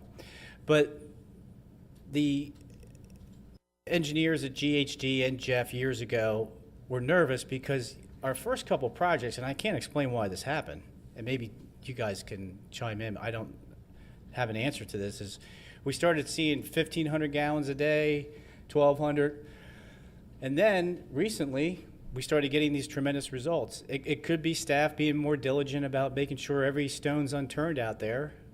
That could be part of it. But I wanted to give the good news to the board is that our results have really improved in the last 5 years compared to the previous 5 years. The previous 5 years were still good, but they weren't that good. And that's really it. I'd be happy to answer any questions. Yeah. When you were doing the rate analysis and all that, did you factor in the possibility that the sewers, the I&I will go back up in some cases, in some basins, as things end up getting later in their life of the sewers? I think that really goes out beyond the timeline that we were looking at, because I think while we're still in the program, we're still using basins that are already known to be troublesome for reduction. Once we get out beyond that point, and that's what I was saying earlier, we're showing like 0 rate increases after like a certain year in some of these, but you're really going to be entering some sort of maintenance, regular maintenance of your system at that point. We just haven't evaluated out that far. Well, do you have any basins that were rehabbed, say, 15 years ago? And what's the data on them now? Have they gotten worse, or they've stayed about the same after the rehab? We had done some research when we were looking at that future number, and for the most part, they're staying pretty steady. Okay. For the most part, if you have a failure that pops up right away, it's going to be a failure. But for the Right. most part, when you have a solid solution, it's been staying at that rate. So we can expect failures, problematic from time to time as life goes on and, Yes, yeah, I mean, In as life goes rehab on, land. it's Yeah. in a state of entropy, it's gonna fail at some point. What you're doing is managing that effectively and cost effectively. so I would assume you factored in on a rate analysis that we will have to have some type of maintenance going on, whether it's our people or outside people. Yeah, but it is really beyond the time frame that we were looking at in the Okay. current But if rate you're seeing it analysis. already, why is it not 15 years out? See what I mean? If we're seeing it back 15 years ago, from 15 years ago rehab, why can't you project that out? I don't think we're seeing that those are decreasing. I mean, that's part of the CAP plan is we have these sub-basin meters in, and we're not seeing that they're getting worse. We're not able to measure them getting worse up These are the till now. rehab basins. Yeah, the rehab Yeah. basins, we're not seeing them deteriorate Oh, at this okay. point. I thought maybe when you said there was a failure, there were failures in the rehab basins. Well, just things that were noticed right away, and usually they were corrected at that point. And they're not expensive to correct then, I No, assume? no, I Okay, wouldn't all think right. so. And I think the other thing I would add to what Bill had said earlier, I think, too, is now that the flows have been eliminated down to the point that we're in capacity for a lot of these pipes, the reason why we're seeing better numbers here is the fact that the metering itself is easier to achieve. That's some of true, the- I forgot that, yeah. Some of the very first basins we did, the systems were still overflowing after those removals because of other basins around them, so it's very difficult to get solid numbers for some of those at that point. That could be the answer right there, because earlier we were doing mini basin metering, and then we went to the sub basin metering. Yeah, so So it may not have been removals, it could have been just metering too. Yeah. It's hard to say. Your flows in your system are decreased so that you're maintaining capacity, and that makes the metering itself more reliable. Any other questions about the annual meeting? Any other questions for Mr. Weaver? If not, we will go to the update on the dedication of the Straywinds Farm sewer extension. Yes, Mr. Chairman, members of the board. Ironically, it dovetails in Mr. Horny's question about failing new sewers. You may recall there was a letter that was sent to Mr. DeSanto regarding the utility conflicts in the Straywinds farm development. That was back, I believe, at the February meeting. That's correct. That's where we were talking Yes. about the sewer lines with the electric lines. The board authorized staff to transmit a letter to him suggesting that we meet. We did that over the course of several months. We provided some recommendations to him. He agreed to do a survey of the utilities. So what you have in your packet tonight is, after reviewing the survey of the utility conflicts, of what some of the options the board could consider when meeting with Mr. DeSanto at a future board meeting to dedicate these sewer extensions. Mr. DeSanto initially met with us and said that he wants to meet with the board about potentially dedicating all the sewer extensions. I had offered basically an idea about dedicating all the sewers, but section 4, because that has the worst, and he wants to meet with the board directly, really not staff. He feels more comfortable getting the pulse of the board, so he doesn't waste his time, basically. So what staff did, this was a very unusual situation. This is unprecedented. It's never happened before in Lower Paxton in my 22 years here. So it was really an easy memo for me to write, because basically at staff level, we don't have the authority to waive standards. So that was my memo, basically to George, saying these things have conflicts. We don't have the ability to waive them. GHD provided a recommendation. They were more comfortable with doing that. So they did make some waivers there and are willing to accept the sewers with the conflicts. And that's really it in a nutshell. There's a lot more information there. I don't know how much you want to dive into it. We only have a few minutes left for tonight's meeting. We can certainly talk about it more in October. But I'll be happy to answer any questions you have. Any questions for Mr. Weaver on his memo at this point?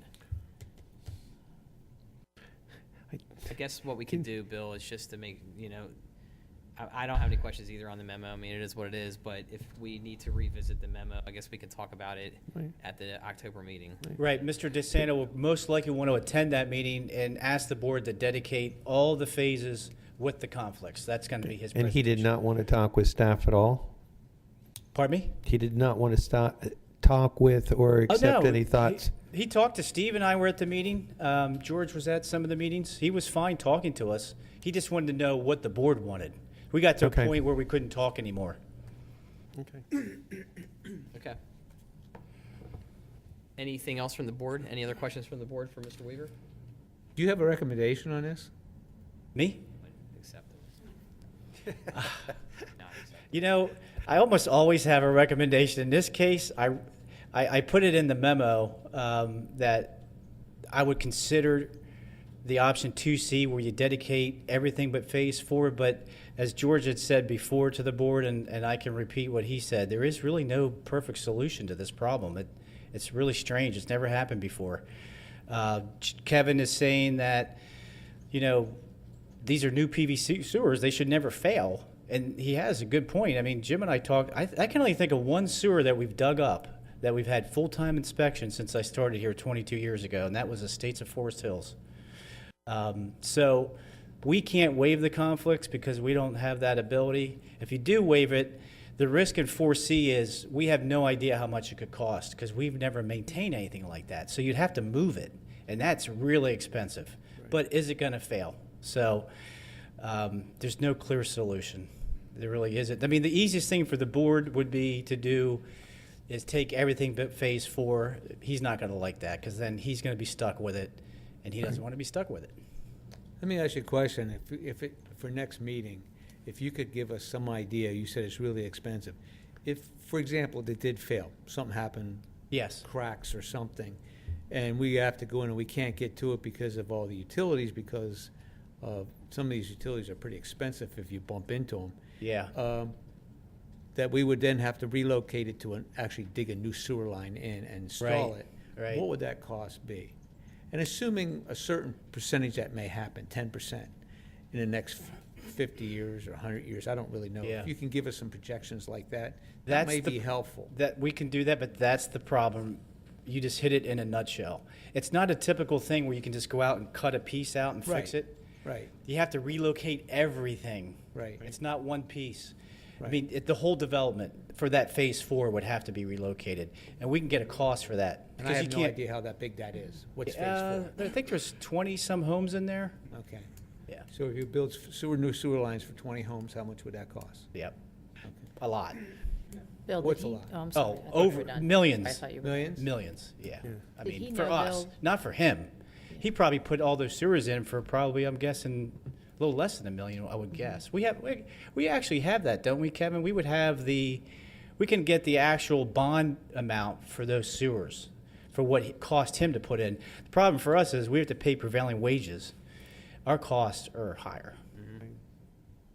Did he know at the time, Bill, this was happening? I don't know. Okay. He was kind of thinking that this is part our problem, but we had nothing to do with this. We don't design his development. They review the sewer to make sure that it meets the standard, but they don't design it. But we don't even know where the electric or any of these facilities go. It's done months after the township and the sewer authority see the plans. So whether or not he knew, I don't know. I mean, he authorized the utility company because he had to sign an agreement with them to do the work. So I think he may have known. I don't think he intentionally did it. Right. I would say that. Okay. Okay, any other questions for questions? Mr. Weaver? Moving on, we'll go to the draft PC interceptor agreement sent to Susquehanna Township. Yes, board members, just briefly, you've seen this agreement before. This, again, ties into the storage in Paxton Creek. In order for GHD to run their models and do their design, we have to increase the peak flow capacity in the Paxton Creek interceptor from its current standard, which is old, at 7.7, up to this 10.57. Susquehanna has agreed to this in principle, and ironically, we're meeting with them tomorrow at 2 o'clock. Steve Stein and I, Alton, are going to meet with their solicitor and their manager, Dave Kratzer, and we hope that we can get this agreement back to the board in October after we receive comments from their solicitor. Steve, you have anything? I do not. I'll be happy to answer any questions. Any questions for Mr. Weaver? Bill, did I hear you say that we'll be coming back on October 16th rather than waiting until the November meeting? We could, I hope to Thinking do if it in that October. helps. If it would be a really quick motion. I'm do it. fine with putting it on the I am too. Yeah, I just, if put that on the there's a agenda. time issue here, throw was it gonna on the say. 16th. Are we gonna have enough time now? That's only an hour and a half. It can wait till November, I think. Can it, Alan? We can wait. I mean, if this is just a straightforward This is Yeah, but if motion, it's a It's only gonna take straightforward, it- I it's Yeah, only just gonna take keep a add- minute. Less just than a keep minute. adding, We can you do know, it. to that meeting. but that this was the only thing we've added to the meeting, isn't it? Yeah, I was gonna say, the only thing. Well, if Mr. DeSanto wants to come, Right. Oh, I right, thought he yeah, wasn't coming till the November meeting. Yeah. that's up to you. I'll let you guys decide that. Yeah. I can work with Mr. Blaine Okay, on so that issue, Mr. Weaver, real quick then, it would be okay then to put the interceptor agreement in November, is what you're telling me? If we Yes, had to push we it. can Okay, do should- that. We'll just keep that in November, and we'll keep our meeting for October limited to Yep. looking at the rate tables, because I think that's gonna probably take Yes. anywhere from 45 minutes to an hour, and then you're gonna have potentially Mr. DeSanto. Right. That would be pretty much your 2 hours right there. Well, You we're got not it. gonna have We 2 can do hours that. because we have meeting at 7. All right, well, hour and a half. Yeah. We can still keep everything to an hour and a half, I think. It's been that way for 50 years. I think we can let it go for another month. Yeah. I agree. Okay. Any other comments for Mr. Weaver? Thank you. All right, update on the current construction projects.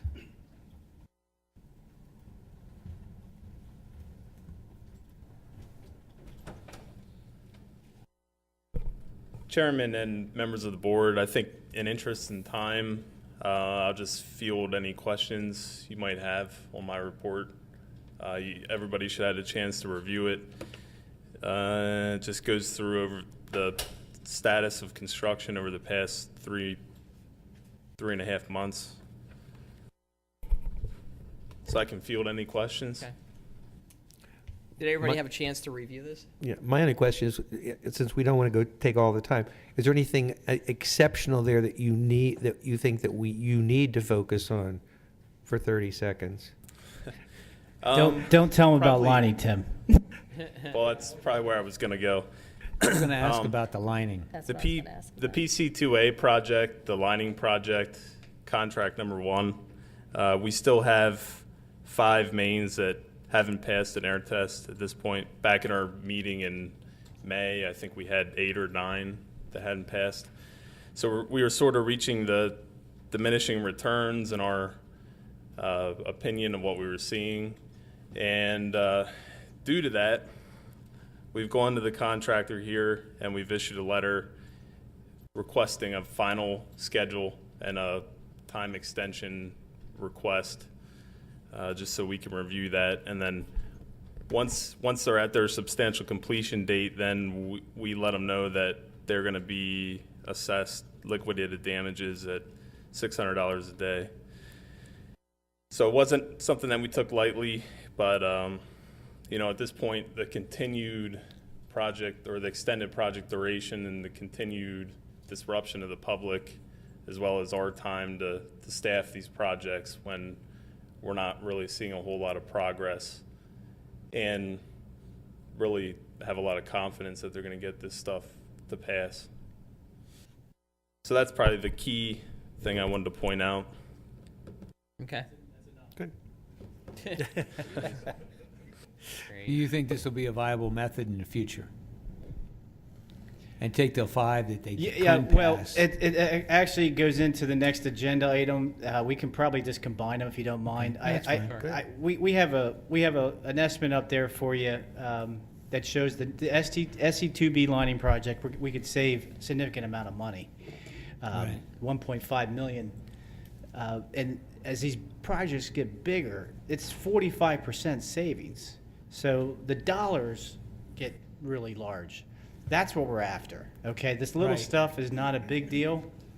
Yeah, I'm holding on to this one. We're we're after the big projects where you're saving millions. Right. Right now, at 45% of obviously of 2 million, it's only $1 million. So we just at this point can't recommend lining other than as a pilot because we're having so many problems until we get the data back. Now, the encouraging thing is that we can meet with some other companies in Maryland that maybe do a better job in the installation, and we're still confident that even though it doesn't pass a test 100%, that it still could get good data back. That's these guys don't believe it. I'm holding hope. That is kind of the argument that's made by some of these contractors that, you know, regardless of what the air test results show, it is a good product and it is watertight. That's So the claim. once this one's done, given a little data, you can watch the Yes. metering and see if it's successful. Correct. The problem is they're use that fumbling information. all over themselves and they can't get done. Right. And we can't get the Okay. data because they can't get done. We have to talk to our special counsel now about liquidated damages. It's Yeah. just getting ugly. That's But that's more not the process of the lining itself. It's more the contractor we're dealing with. I don't know. Okay. But we can get you more information as we go forward. Okay. So Yeah, the how- savings are so huge, I'm not ready to give it up. Yeah. How long do you let it go before you just say that's not going to work? I mean, because we had trouble over there, was it on Green Tree off of Colonial Club with the lining not passing? Well, the whole project, it's non-passing Okay. everywhere. So Okay, this so is the every- first project we've ever done. Okay. We're going to get more information on the Spring Creek job. That'll be our second pilot project, and I'm anxious to see if we get new contractors in, what they can do. But we're going to have to talk to the board about whether you're willing to accept an ASTM standard that the lining company wants to accept. So we're going to have another strategic planning meeting just on lining next year, probably. Okay. And I would see that be contingent on, Bill, whether we go to the ASTM, Yes, is the data of the rehab flows. yes. Did they meet the same thing, or did they not? That's exactly right. Well, we don't have to have the meeting now. Thank you. Okay. Yeah, you can't make a decision until you know what the end result is that we're after. Right. So Shelley just put that up there. So the construction dollars for that project that I was suggesting having a meeting about is 2.8 million, and then the lining is 1.4 million. So the savings are 1.4 million. So it's 50% on that. So. Okay. All right, Mr. Weaver, thanks. Any other questions for Mr. Weaver? I assume that covers then the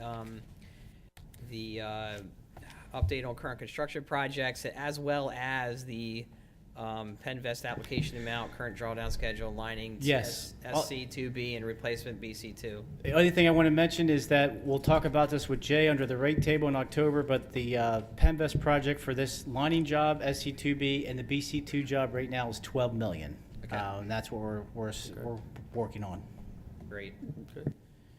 All right, I think we're down to what everybody loves, the engineer's report.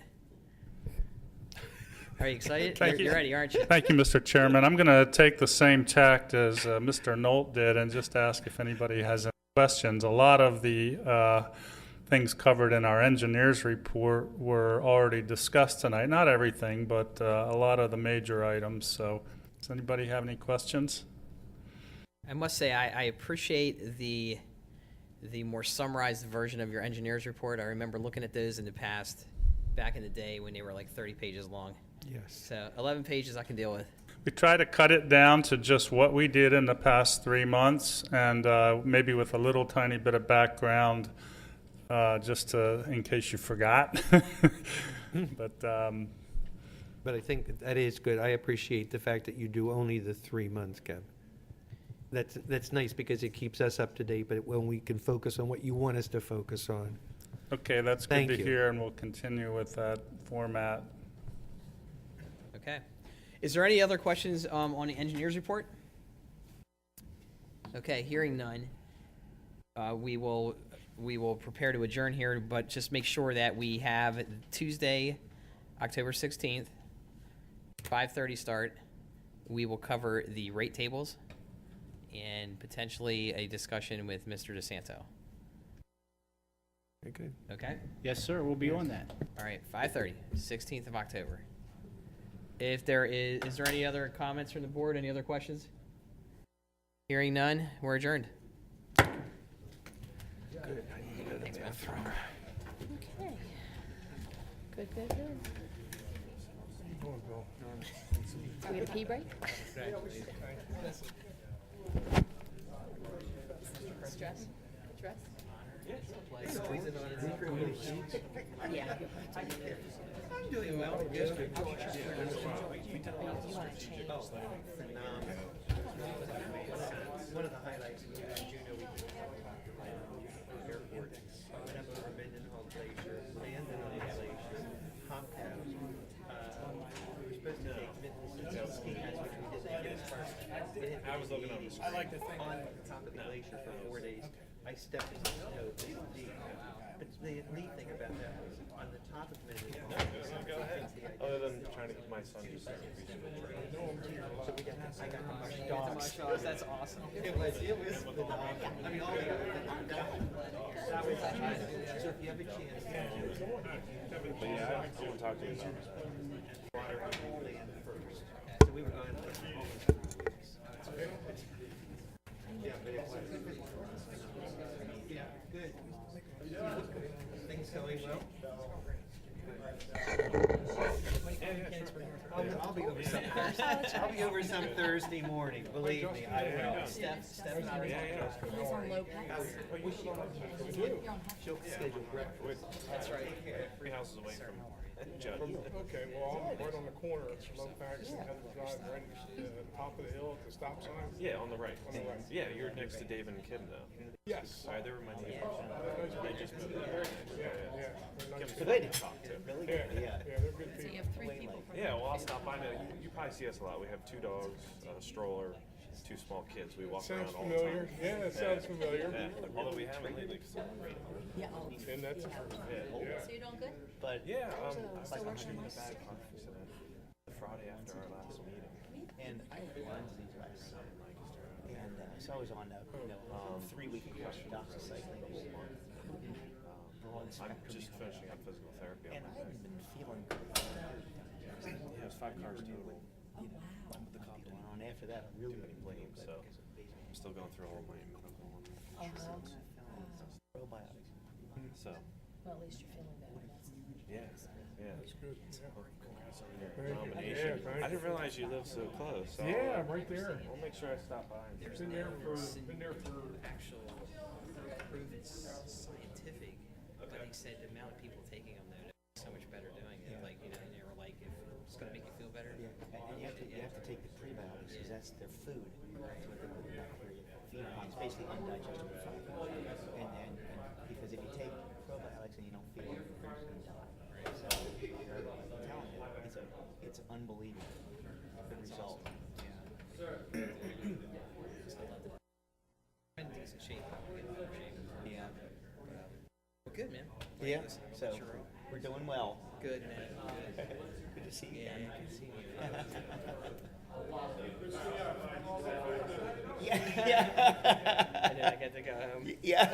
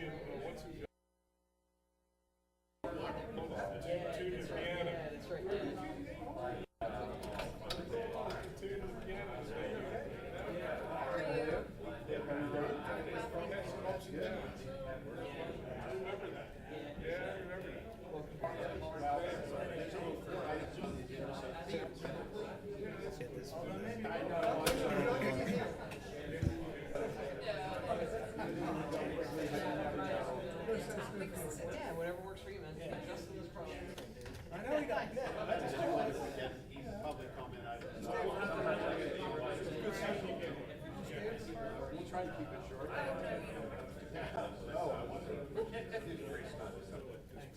Yep, you're welcome. Does that help?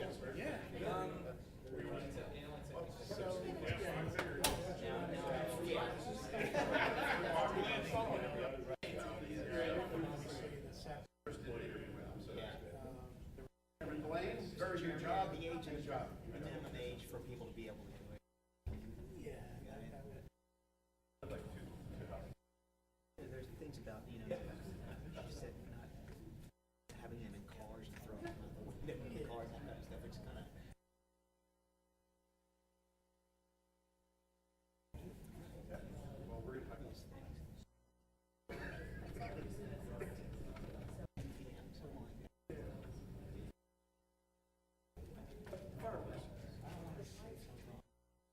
They call.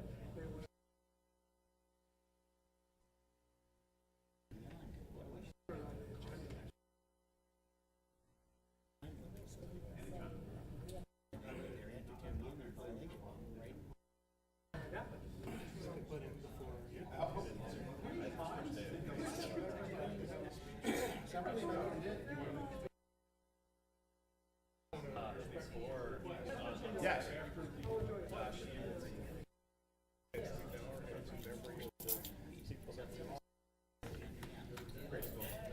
I thought we would call the meeting to order and do the moment of silence, followed by. You hear what I was saying? No. Prior to doing the pledge, we're going to observe a moment. I'm glad you did because I was. So we're all thinking alike. Oh, shoot. That's one. And it is scary. Especially last night. Yeah. I looked at you, you looked at me, and I knew exactly what you were going to say because it's exactly what I wanted to say. Well, I've been thinking a lot about this. I have some more ideas on how to structure. Bruce Hanson. So, well, I mean, we'll talk about it more, but I was particularly. Is that on? No, Adam actually was he's okay, but he's banged up a little bit. No. Was this your chair? Or was that manager was in for a year or two? No, I can handle it. It's not, I mean, I can mention an Adam in the police department. Primary chair was kind of cold. That's not a problem. Who was, it was sitting there, Horning was sitting there, yeah. For 2, 3, 4, however many years, but that we start looking not only at this manager, but the one. Especially if this one is short term, or if we go with Brad. Not a bad idea for him to have somebody to be working with.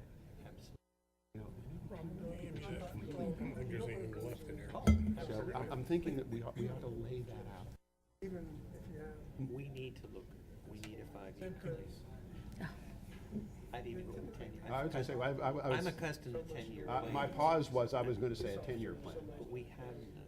And the problem we're facing now. Because we didn't have one. Because we've got all these people who are, Yeah. you know, at that age, because there was a group that came in. There's a new team We coming. can talk about that. That's why I'm not as concerned with the younger. You see the article was in the paper? You know what? You want to The article was in the paper. This was on September the 2nd about the fireworks. Oh, no, I didn't. I still sitting on my counter at home. So. But your comment about the. Well, this was from September 2nd. so- Oh, so. Yeah, September 2nd, 2018, yeah. And I can relate to that. It just talks about how there's been fires Oh, I did. and house fires and, Somebody saw yeah. something. No. And so I'm thinking, why should get tried? This is as what I'm mulling. I had a similar experience in my late.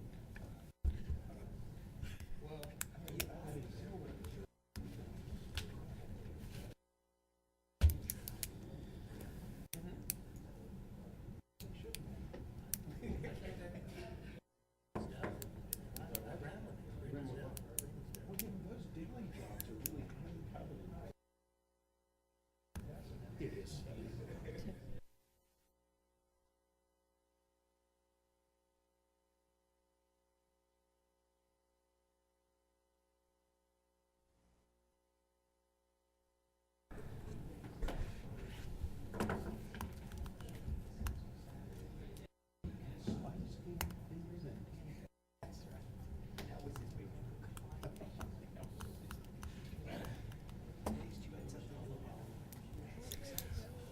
Good evening, everyone.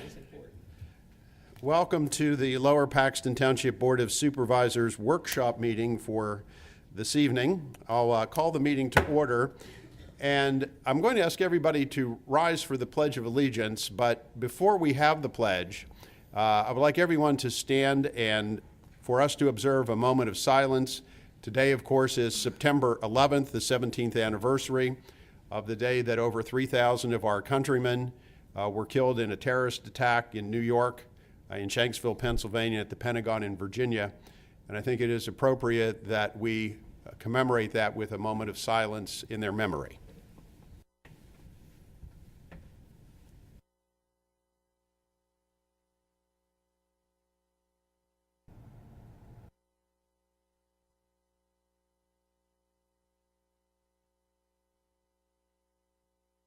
Mr. Zumas will now lead us in the pledge to the flag. I pledge allegiance to the flag of the United States of America and to the republic for which it stands, one nation under God, indivisible, with liberty and justice for all. Thank you.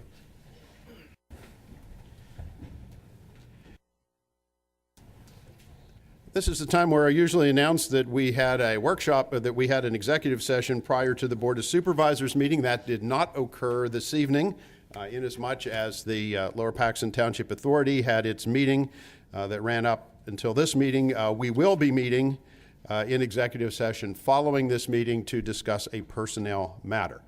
With that, is there any public comment on an item that is not on the agenda for discussion tonight? Would anybody like to address the board on an item not on the agenda this evening?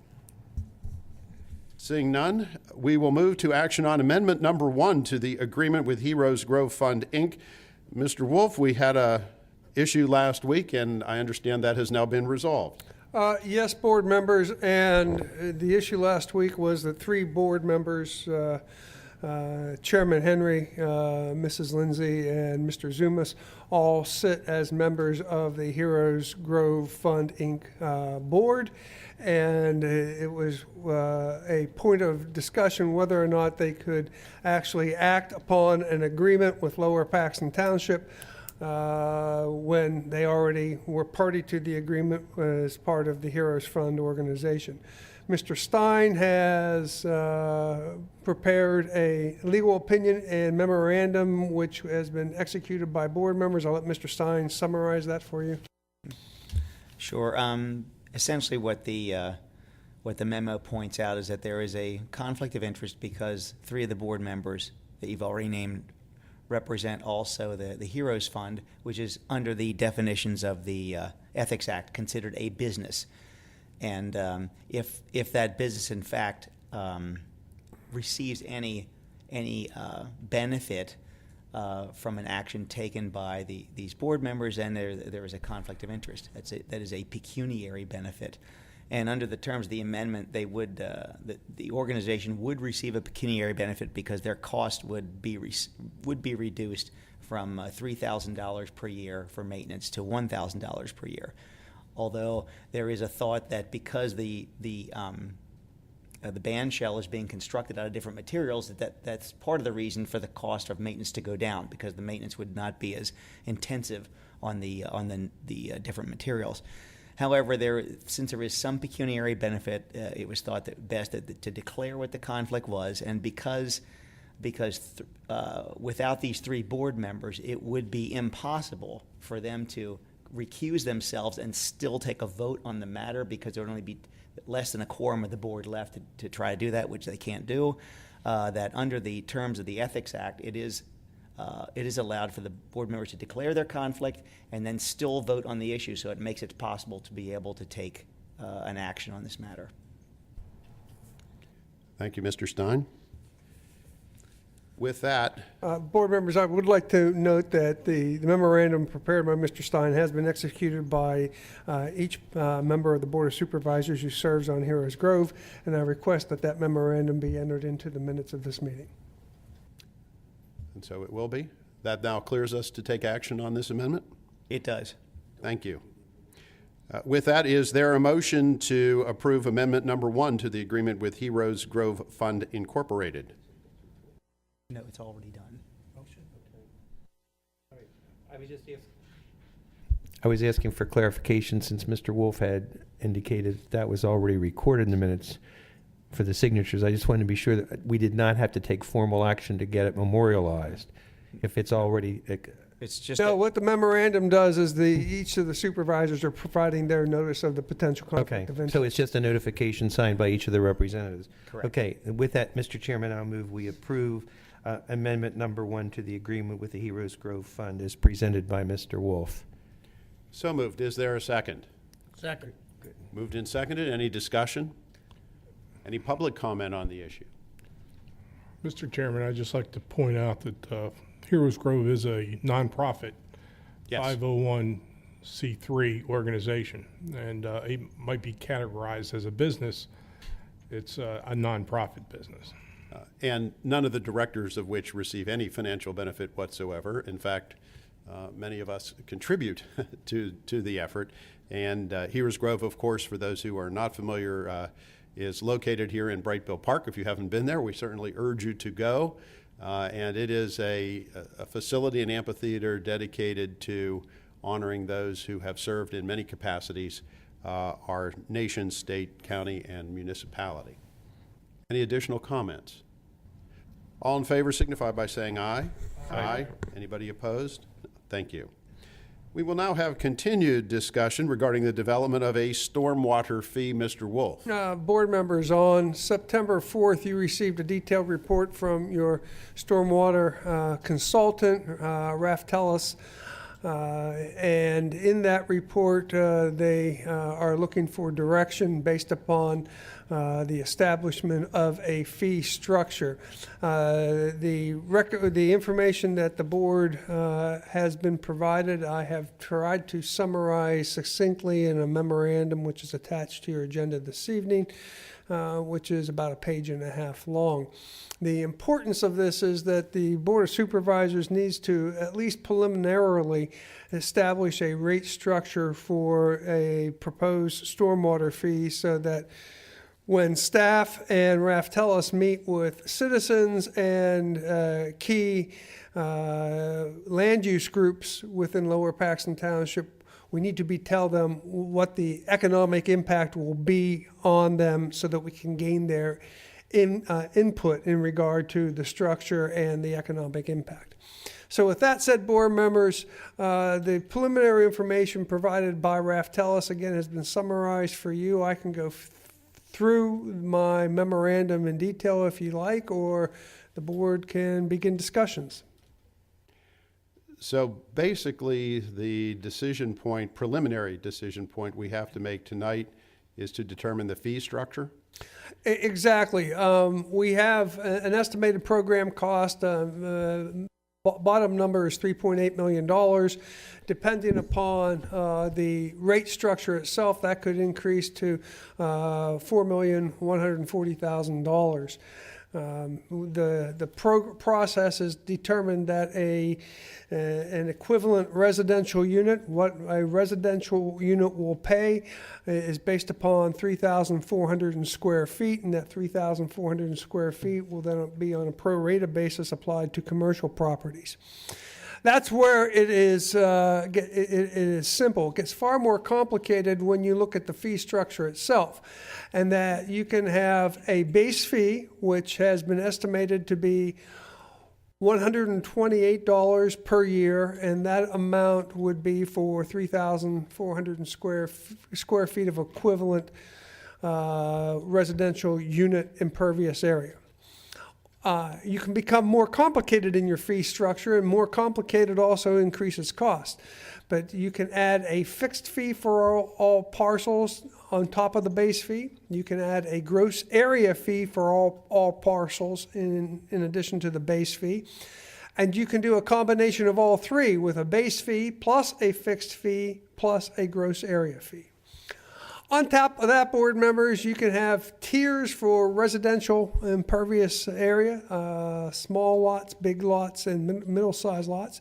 And you can have credits for best management practices. And you can have tiers and credits in regard, and those can be applied to either of the four previously referenced fee structures. As your consultant noted to you on the 4th, the simpler the rate structure, the lower the cost. And of course, the more complicated the rate structure, the increase in the cost of the program because of the increase in cost in administration. And that, again, starts at $3.8 million on an annual basis to the municipality, going up to a little over $4.1 million. Our rate structure will range from, for an equivalent residential unit of $128 to $169 per year, depending upon the structure actually selected by this body. The equivalent residential unit with a fee of $169 per year is the fee structure that is base fee plus a fixed fee plus gross area fee plus a tiered residential fee plus a credit program. An equivalent residential unit fee of $128 a year, essentially $40 less, is a base fee only with none of the other bells and whistles added on. It's important to note that when you add on bells and whistles, and since there are far more residential properties in Lower Paxton Township than there are commercial properties, the effect becomes that residential properties essentially subsidize the commercial rate. So the more complicated the rate structure, the higher the costs become, and at the same time, the greater proportion of those costs that are paid by residential units. Board members, in regard to residential tiers, the vast majority of properties in Lower Paxton Township, 75% of all properties, in fact, are estimated to possess between 2,400 square feet of impervious area and 4,600 square feet of impervious area. Not a huge range of divergence. Given this lack of difference in impervious area among residential apartments, the actual benefits to having residential tiers for small lots, medium lots, and big lots is somewhat limited. And the increased costs to the program are basically 2.5% of overall program costs. And then, of course, the best management practices, they would increase costs, basically a credit program for property owners that have some sort of stormwater control or treatment on their property. If those are instituted, they would increase program costs by as much as 5% or another $8 per year per equivalent residential unit. Board members, this is a lot of information in a very short memorandum, but I wanted to condense what you previously had received on the 4th. Again, any decision that you would make tonight, any direction that you would make tonight is by no means final. It will be the direction that will be used to begin discussions publicly and with significant land use categories in the township. Okay. We have heard multiple presentations on this, and we are aware that we can go from very simple to very complex and the associated costs. So I believe we should have a discussion as to what the initial pleasure of the board is, keeping in mind that this will be an initial decision, and we will have multiple public meetings that I know Mr. Judd and Rep. Tallis and our staff have been working on, and we'll see what the public thinks of that. We can always make adjustments after we have public input, but we do need a starting point. So any members have any comments relative to how they think we ought to start out? I'll start out. Okay. Seeing that this is a new fee that our residents are going to have to pay, I feel that we should start with the base fee for partials with impervious area. I just think if we can start lower, because a lot of residents aren't too sure how they're going to be able to pay it, because a lot of them are on fixed incomes. I think we should start at the bottom first and then worry about it later, because the more we charge, the more administration it's going to be that we have to to hire, and I don't think it's fair to the residents. So that's just my input, that I think we should start at the basic fee for partials with impervious area.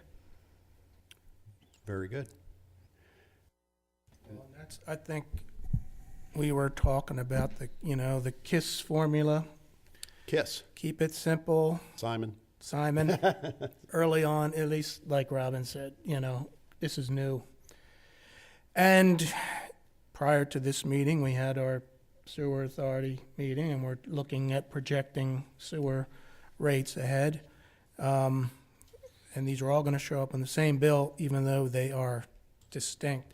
Just as I was thinking of impervious area plus tiered residential rates, they said the increase, $80,000 for additional clerical staff, $10,000 for data development maintenance, at 2.4% increase. But then when I look at the annual rate, it's a $2 difference. Is that the math? Is that how the math works out? What page? I'm looking at the. I'm looking at their presentation. I'm on their presentation. Yes, sorry. Which page? And the impact costs are page 9. Impact costs are page Correct. 9, and then typical residential property is page 15. And your question, I'm there now. Your question. 2.4% increase in Correct. annual costs amounts to a $2 rate increase, annual rate. If you're at 128, it's going to be more than 2. If you're at 128 as your baseline fee, a 2.4% is going to take you up to about $4. Okay. 4 to 5. Okay, it indicates it's $2 on the presentation. My whole point being, just so we have a perspective as far as what we're talking about, as far as additional costs and what it's going to mean when on your bill, that if it's $4 a year, we have to weigh that against the benefits of having a tiered system.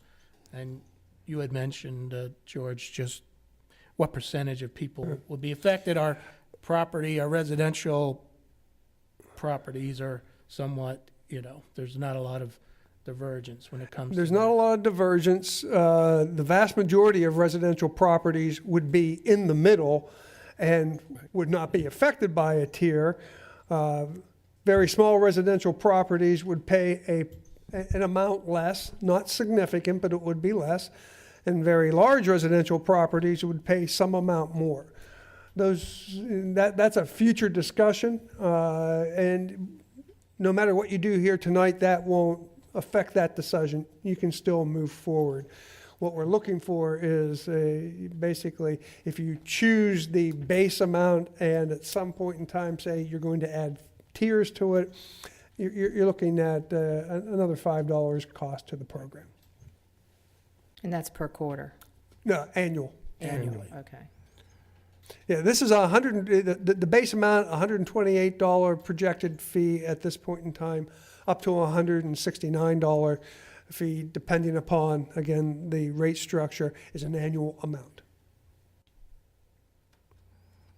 Mr. Chairman, may I ask a question? Certainly. To the audience. There was a lot of information that Mr. Wolf went over.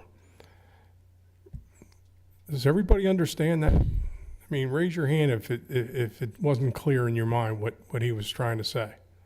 And be honest. So I thought we were under the impression that there was going to be outreach and they were going to be educated, and that the There experts is. were going to come in and make a presentation and be available to answer all their questions. Yes. Before a decision was made. Well, yes, you're correct in that. We are making, in order for them to make a presentation, they have to have a starting point. So what we're doing is making a preliminary decision that will be the starting point for the Raftellus presentation at all the stakeholder and public outreach meetings. And the public can then give input as to whether they agree with the preliminary decision or whether they think we ought to go in a direction.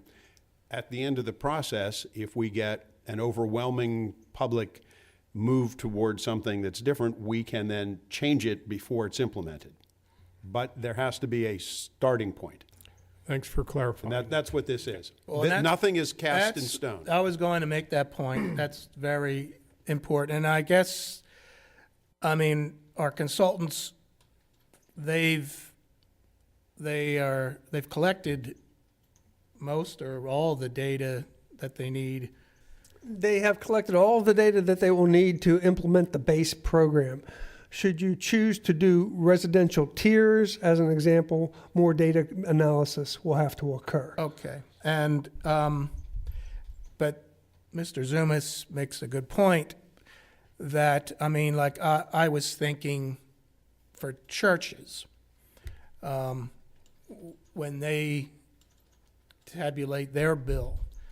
Right now, I don't think a credit program, you know, it may cost more to administer than it's going to save people. But for big property owners like that, it may make a big difference. And when we do our outreach with them, and I know they will be targeted specifically, they will have their own private, everything's open to the public, but they'll have their own subgroup meeting with our consultants. If the feedback is that it would be worth it to do credit programs for property owners like that, then I want us to be able to incorporate that. Well, we would have the opportunity to do that. Right. My concern would be is if we go with anything more than a base program and we start collecting all the data that's needed for the other more complicated versions of the options we have, and then we choose to not use them, we will have spent money on data collection that we didn't need to spend. Correct. And you're right. Yeah, I agree. And this is extraordinarily complicated to explain to people. First of all, we have a challenge explaining to people why it's being done. So that in and of itself is a challenge. And then explaining all these different options, what were there, like 16 or 18 of them all together by the time you do all the matrix, it becomes very complicated. So I think if we just start out simple and we do get that sort of input when we have the stakeholder meetings, we can add that at the end before we actually implement the program. And it's just important that people understand that, and I made a commitment to every time we talk about this that we do a 30-second repeat in the beginning to let everybody know that this is mandatory. I mean, the costs and the improvements are mandatory. Our choice by the federal government was only if we're going to raise taxes or do a fee that's dedicated to it.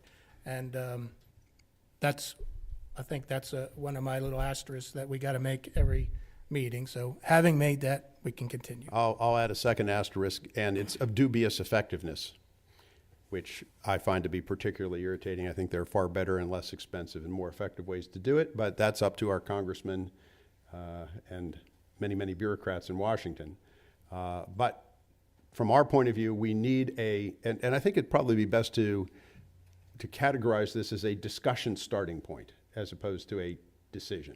Right. So we need to make a discussion starting point. And Mr. Chrisman, you've been quiet so far. I assume you have an opinion on this? Oh, I indeed do. Yes. Some of my comments will be rhetorical, but nonetheless. I believe any time that you have a new concept, the first thing that needs to be developed is the educational program so that everyone clearly knows and understands what the concept is. Again, because it is a new program, the program needs to be established. I would want to go in with the flat rate because it is the basis, it is the foundation block from which we can build. And so I would support that because it is a building block from which we will receive information.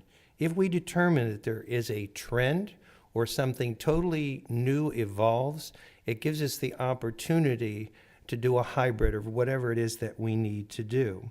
So I would support the flat rate with the attachment that even if after we have our hearings, even after we get our input, even after we implement it, that we authorize, we implement it, and then a year later do, again, an assessment to see if there needs to be any revision or to build on that basis from founding block, if you will, to improve the program, as you do in any program.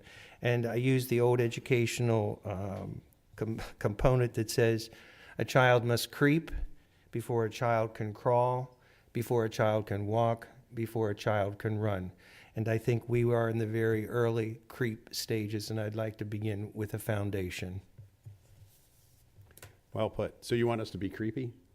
Pardon? You want us to be creepy? Is that what you? No, I didn't say creepy. Oh, you want us to creep? Creep. Well, I think I'm hearing pretty much the same thing from everybody here, that we start out with just the base, and we take that out and we do all these stakeholder and public meetings, which will be educational in nature, and hopefully we can get citizens to become engaged in it. My concern is always a very small percentage of the ratepayers actually show up or pay attention to it. And we really want as many people as possible to do that so that we can get the best input. And we can, you're right, Mr. Chrisman, we can reassess at that point, and it's a dynamic process, so we can reassess a year, 2 years, 3 years into it. Absolutely. And maybe just add one component at a time so that we can educate people on it, and also build the bureaucracy needed to implement it. And just as a footnote, as you said, as we would do assessment, if we add another component, we're adding one component because it gives us the opportunity to assess not only that needs to be added a component, but what is the impact on how we will implement it, what staff will it require, how will it be implemented, and that we do a good job along the way. And I want to make sure that we do it correctly. And if I could just add one, you did say it was mandated by the state, but it is also Feds. unfunded. Yeah. So we are not getting anything, so it is unfunded. Mrs. and- Lindsay, we're funding it. Yeah, I know, but I'm just saying, It is an we're not unfunded state and federal mandate. unfunded. Yes, Yeah. thank you, state and federal folks.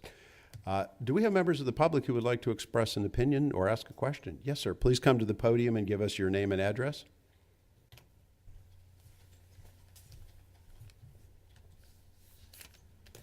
Good evening. My name is Scott Kirshner. I live at 1204 Springfield Street, out past the Vineyard. My concern is, and you've addressed it, I don't mean to be redundant, I apologize if I am. I take on, I count almost a dozen houses in my neighborhood. My property personally takes on their runoff.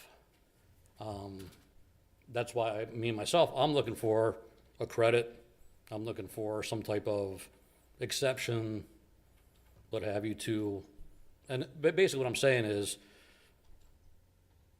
I'm taking water, it's sitting, it's not close to any creek, it's not close to any of these bodies of water that the federal government is mandating need to be cleaned up before they go to the Chesapeake. So it's kind of, one of those things to me that it's I don't want to say it's personal, but it's something that it's affecting all of our wallets. You all live in a township, you're paying this. Mm-hmm. I work in government, I know things aren't going to change. The feds want it, the feds are going to get it. You guys have to figure it out. So my concern is, I'm sure I'm not alone. I'm sure there's other people in the township that take the runoff also. But like I said, today you can go down there, it's a nice shallow pond, probably easily 30 by 60 feet, sitting water. So that's kind of my biggest concern. And as I said earlier, you answered a lot of my questions.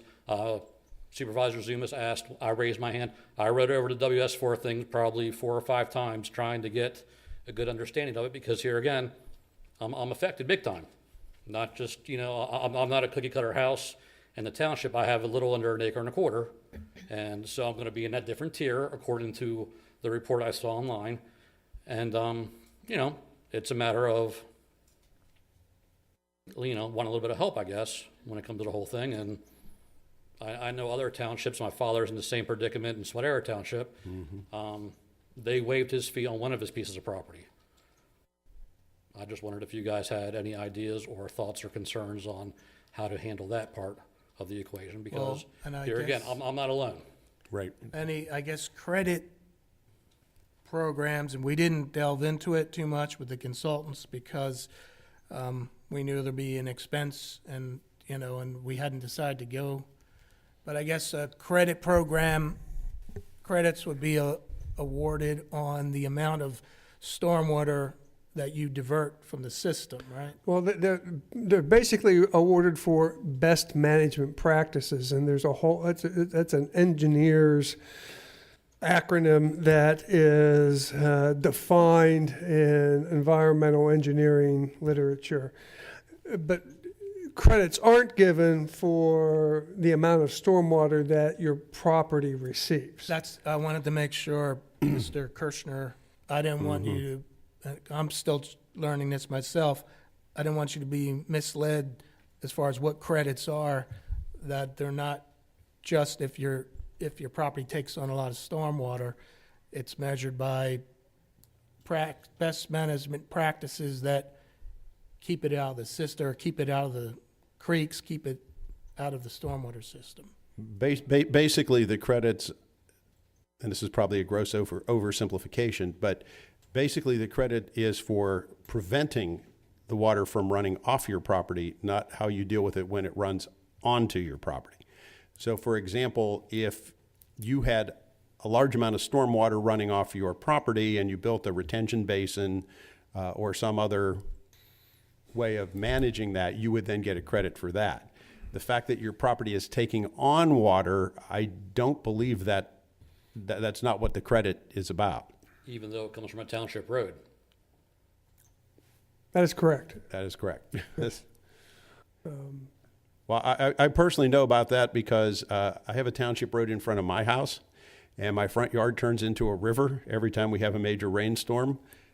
Fittingly, there were ducks in it yesterday, and the water comes off of the township road down through my front yard every time it rains to get to a creek. It's just... But the water doesn't get to a creek from my property. That's Where does it go to? I'm guessing it dissipates into the earth. That's my guess. Once again, I'm curious as to how, if there are, I mean, maybe I'm misunderstanding the credit thing, but pervious property. You know, this is obviously an area that takes water, absorbs water, goes to no creek. Like I said, the closest creek to my property is down at the bottom of Fairmont below the church in between Locust Lane and Devonshire, and that's easily 200 yards from my house, easily. My recommendation would be, as we have the public meetings and we have our consultants from Raftelis here, that if you can, you should attend those meetings and we can have a more in-depth conversation when we have the consultant and the engineers here who can discuss it in more detail with you. Because another issue I'm running into by taking all this water on, here again, there's a swale that goes down between a bunch of our properties, and then the water comes off Smithfield Street onto Springfield. A lot of people don't even know where Smithfield and Springfield are in the township. I do. Okay, I'm at the dead end. I'm at the very bottom. Me and Bill Shook. Yep. You probably know Bill Shook. He's been around for a long time. He has a retention pond on his property. The man taught me in high school. So he's been there. He has a pond. When his pond overflows, it goes under the lake. He has a nice little bridge that goes across to his house, and it just lays. So I guess my next question would be, at one of these meetings, how do we improve that? How do we, you know, I'm getting erosion. I'm getting, you know, in the summertime, you got the mosquito factor. You got all kinds of stuff going on here, and it's from stormwater runoff. Here again, I understand the feds are telling the state to do it. The state's telling you guys to do it. And I know that's not going to change. And I'll be honest with you, and I might be shooting myself in the foot, when I see $128 a year, that is a year, correct? Not per quarter. It's per year. That's Oh, not yes, please. Exactly. But Yeah. that's not the end of the world to me, at least. Right. And I mean, 128 a quarter, different story. 128 a year, it is what it is. Like I said, you know, and when Chairman Christmas said about starting with a baseline, I get that, but once you get the baseline established and something changes, you're saying to build upon it. Are you going to build up? Are you going to take away? There won't be anything to take away. There won't be anything to take away. No. It would be So to this is starting the because baseline is the bottom. Back in a tube sort of thing. Yeah. My thought there was for the enhancement of the program that we establish initially. And if there's some, let's say we have a total trend across the municipality that we've overlooked or that the experts have overlooked, then that's something we want to take into consideration to include into our plan. Okay. But I want to start at the basic. I don't want to start with a lot of complexities that we're unable to deal with and that creates more problems for everyone. All right, so just a clarification, my situation does not qualify for a credit, is what you're telling me? Well, We don't know at this Well, point. no, Yeah, okay, we- no, we- that's fair, that's fair. we are a little bit ahead of ourselves in that the program hasn't been established. We're in the middle of our Phase 2 study. Phase 2 study will establish that, but we're looking at a completion of that study by plus or minus the end of this year. The purpose of tonight's discussion is when we go out to talk to people and hold public meetings, that the one thing everybody wants to know is, what does it cost? And there's a range that this program could cost. We're asking the board to give us a preliminary number so that we can tell people and compute for people the cost that they will pay. Fair enough, and I understand. One other question, and you may or may not have the answer to this one. The 128 base fee from each property, where is that going? That will go to, It's under my impression that it's not even going to the township per se, that it's more of a Chesapeake Bay thing? no. It will all go to Lower Paxton Township. It will go to, we have an MS4 program. There are 6 standards within that MS4 program, which it will fund. It will go to the township's Chesapeake Bay Pollution Reduction Plan, which requires the township to, over the next 5 years, reduce sediment to the Chesapeake Bay through tributaries by 10%. And it will go to the Paxton Creek Pollution Reduction Plan, which will require us to reduce sediment pollution to Paxton Creek by 35% over the next 5 years. Pollution reduction by sediment is typically achieved through stream bank restoration. But in answer to where the money's going to go, it will stay locally. It does not go to the federal government, the state government, or some multi-state authority. The money will stay in Lower Paxton and be spent on projects in Lower Paxton. To clean up the creeks and To the clean up the township creek banks to- and, that yes. feed the Susquehanna, that feed the bay, obviously. Right. Without sounding like a, We're not putting in a fee that we're going to then just send off to somebody else to, do whatever with. The money will fund projects that you will see here in our township. Understood. Assuming you're I walking think- along a creek or whatever. Correct, and I think some people need clarification on that Yes. also. Good point. Just Thank you for- because it's just, when you see it's to fund the Chesapeake Bay, you think it's going to the Chesapeake Bay. Where the money's going. right. And just for simplification, most people, we sit here, we know, and Mr. Wolf said MS4, and that doesn't mean a whole lot to anyone. And I think even, and I'm going back to a primer, we need to explain even the simplest terms, what is an MS4? Sure. Now, you bring up a good point about where the money is going. We do need to emphasize that Absolutely. it's For transparency purposes, I mean, it's the best, And best Mr. route. at least we know the money will stay here, and although we have no choice but to do this, at least the improvements will be made in our community. Super. And just to bring it back, I don't want to belabor it, but you took the time to come here, and we were talking about credits and whether or not they're worth it. And it sounds like, I don't think you were saying, how do we improve a situation like yours, and and I don't think that we can't mandate to your neighbors to do things to eliminate. And normally what folks would say is, well, offer them incentives to do more things to keep their stormwater on their property, which brings us back to the credit program and whether or not that would make sense to have a credit program to get people like your neighbors to do things to keep the water on their property. It just means we got to hire more people to go out and to all the Understood. properties. So just to bring it back to what we're trying to get our head around. Right. So when it comes to improving that area for the erosion purposes, we're talking about improving the creek banks, the stream banks, everything like that, because of erosion and sediment, so on and so forth. I have that going on my own property from runoff from, as I said, a township road and neighbors' homes. Is there any relief possible on that aspect? Or is that another time, another discussion with another department? Probably That's another what time, David said, another yeah. discussion with another party, yes. Okay. Yeah.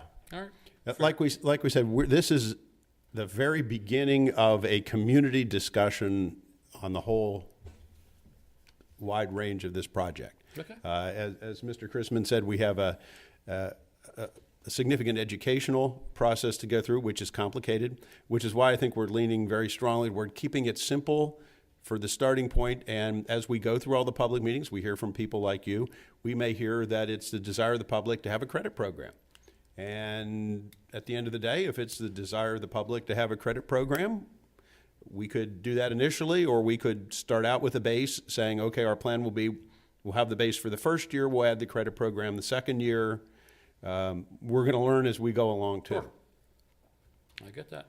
And if I can add, we have always been doing stormwater projects. It's just that it's more in depth now and that it is mandated to do more because of the Chesapeake Bay. Right, yeah, So Washington, we have yeah. always done stormwater. We've always had stormwater money put in our budget. So Right. this isn't something new. It's just more in depth Understood. because of the mandates. And as I said earlier, I read the MS4 more than once online, but I'm sure there's not many more like me out there. Let's just put it like that. I'm sure there are not. So- You read that through our website, or did you Yes. find that on your own? You did? Last Bless you. week, one day, I actually called. I called the sewer authority and I spoke with a Leanne. I guess she's a new communications person. Yeah. Yes. She recommended I stop out here this evening, voice my concerns, give my thoughts, Good. and that's exactly what I'm doing. So, you know, she was helpful, and she of course couldn't give any answers, nor would I expect her to be a communications person. But you know, this has been educational tonight and informative. Maybe not all the answers I wanted to hear, but at the same time, it is what it is. As I said, $128 a year is, you know, that's 2 less evenings out to dinner on a Friday. How's that? So, you know, Did You you get happen extra- to read the insert that was with your sewer bill about the stormwater? the wife pays a sewer bill. I don't look at it. Insert all about the Okay. stormwater project that was Understood. with your sewer bill. Okay. All right. Well, that's all I have. Thank you for your time. Well, You. thank you for taking time to Thank you. research it. Sir. I wish every ratepayer in the township would do that. It would be helpful, but You get extra credit for your homework. always the teacher. Do we have anybody else who would like to address us on the subject of the stormwater management fee? Okay, if that's the case, Mr. Wolf, do we need to take an official vote, or is a consensus? A consensus is fine. Well, I think we have a consensus that we're going to start out and go to the public outreach with a base fee and do the educational process and get input and see where that leads us. Well, and I can tell the board that the meetings with the key land use groups will begin at the end of this month, and public meetings will be scheduled shortly thereafter. Excellent, excellent. Thank you. So is there further decisions on September 18th, or we've given them enough direction at this point? No, you're fine. No, this won't be an agenda item on Okay. the 17th. Okay. Well, we'll very much look forward to having the public input and the stakeholder input at the meetings, and we'll see where we go to from there. So, very good. Thank you all. We now need to have a discussion regarding the use of fireworks in the township. Mr. Wolf and Mr. Stein. Board members, a brief introduction. Last year, the state of Pennsylvania adopted Act 43, and Act 43 of 2017 changed the state fireworks law. Basically, it now allows Pennsylvania residents to purchase the same types of fireworks that non-residents were allowed to purchase within state. And as a result of this state law, Pennsylvania residents have been purchasing fireworks, and they've been displaying fireworks on a regular basis throughout municipalities across the state. Thus, Lower Paxton Township, its police department, its administrative offices, this Board of Supervisors has received multiple complaints in regard to fireworks set off by people in their backyards, which are occurring too close to other properties. They're occurring too late at night. They're disturbing the peace. So with that, Mr. Stein has done research in regard to Lower Paxton Township and its ability to implement any type of regulation over and above what exists in state laws. Yes, Mr. Wolf had reached out to me probably 2 or 3 weeks ago with regard to whether or not, in addition to the fireworks law, if the township could also have its own set of regulations, or if we were quote unquote preempted by the fireworks law because the Commonwealth is already regulating in this area. And the answer to the question is, are we preempted? Not necessarily.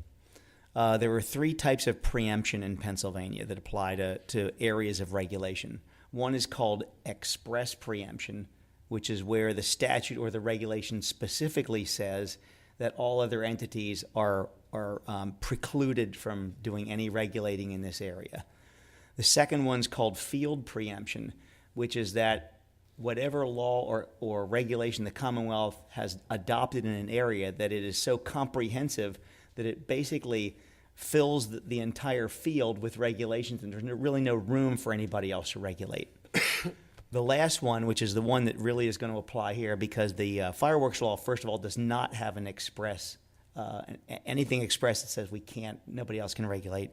And as you probably saw from when you looked at it, the regulations aren't terribly comprehensive. They regulate in a certain number of areas, but they're not very detailed. But the last one is called conflict preemption, and that is where you cannot enact any type of an ordinance provision which could conflict with a law that has been implemented by the Commonwealth of Pennsylvania, which is what I think we're dealing with here.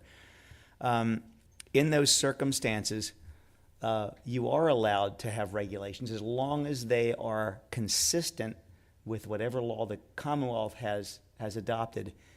And you can also regulate things in addition to maybe what the Commonwealth has regulated. I'll give you an example with regard to consumer fireworks.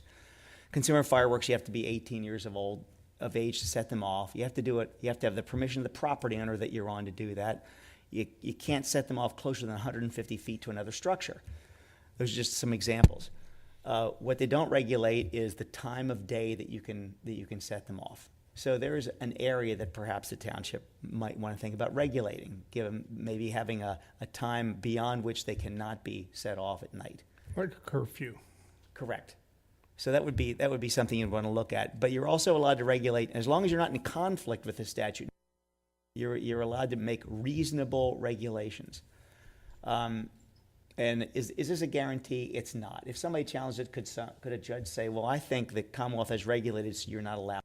They could come to that conclusion. But I think this is worth the effort to do some regulations that are reasonable. And one thing you won't be able to do is you won't be able to set your own fines, because the statute already sets penalties for violation of the act. So you would basically use that exact same penalty provision in any ordinance you would do.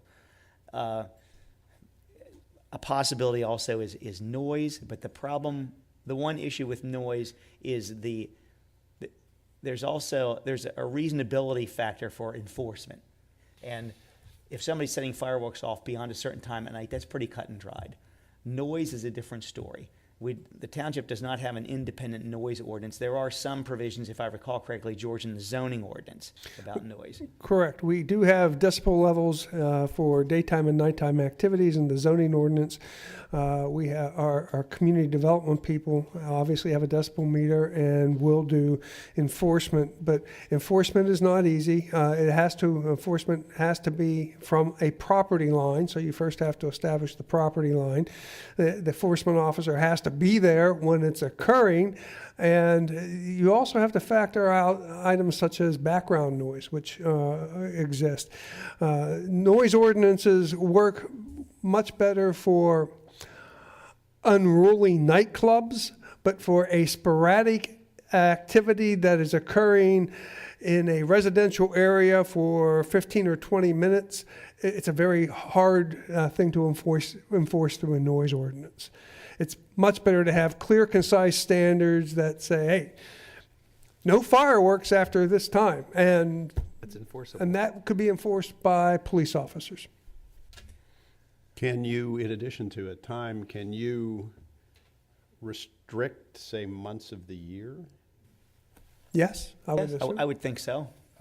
For example, allowing them perhaps over New Year's Eve, the summer holidays, where we traditionally set them off, but not allowing them at other times.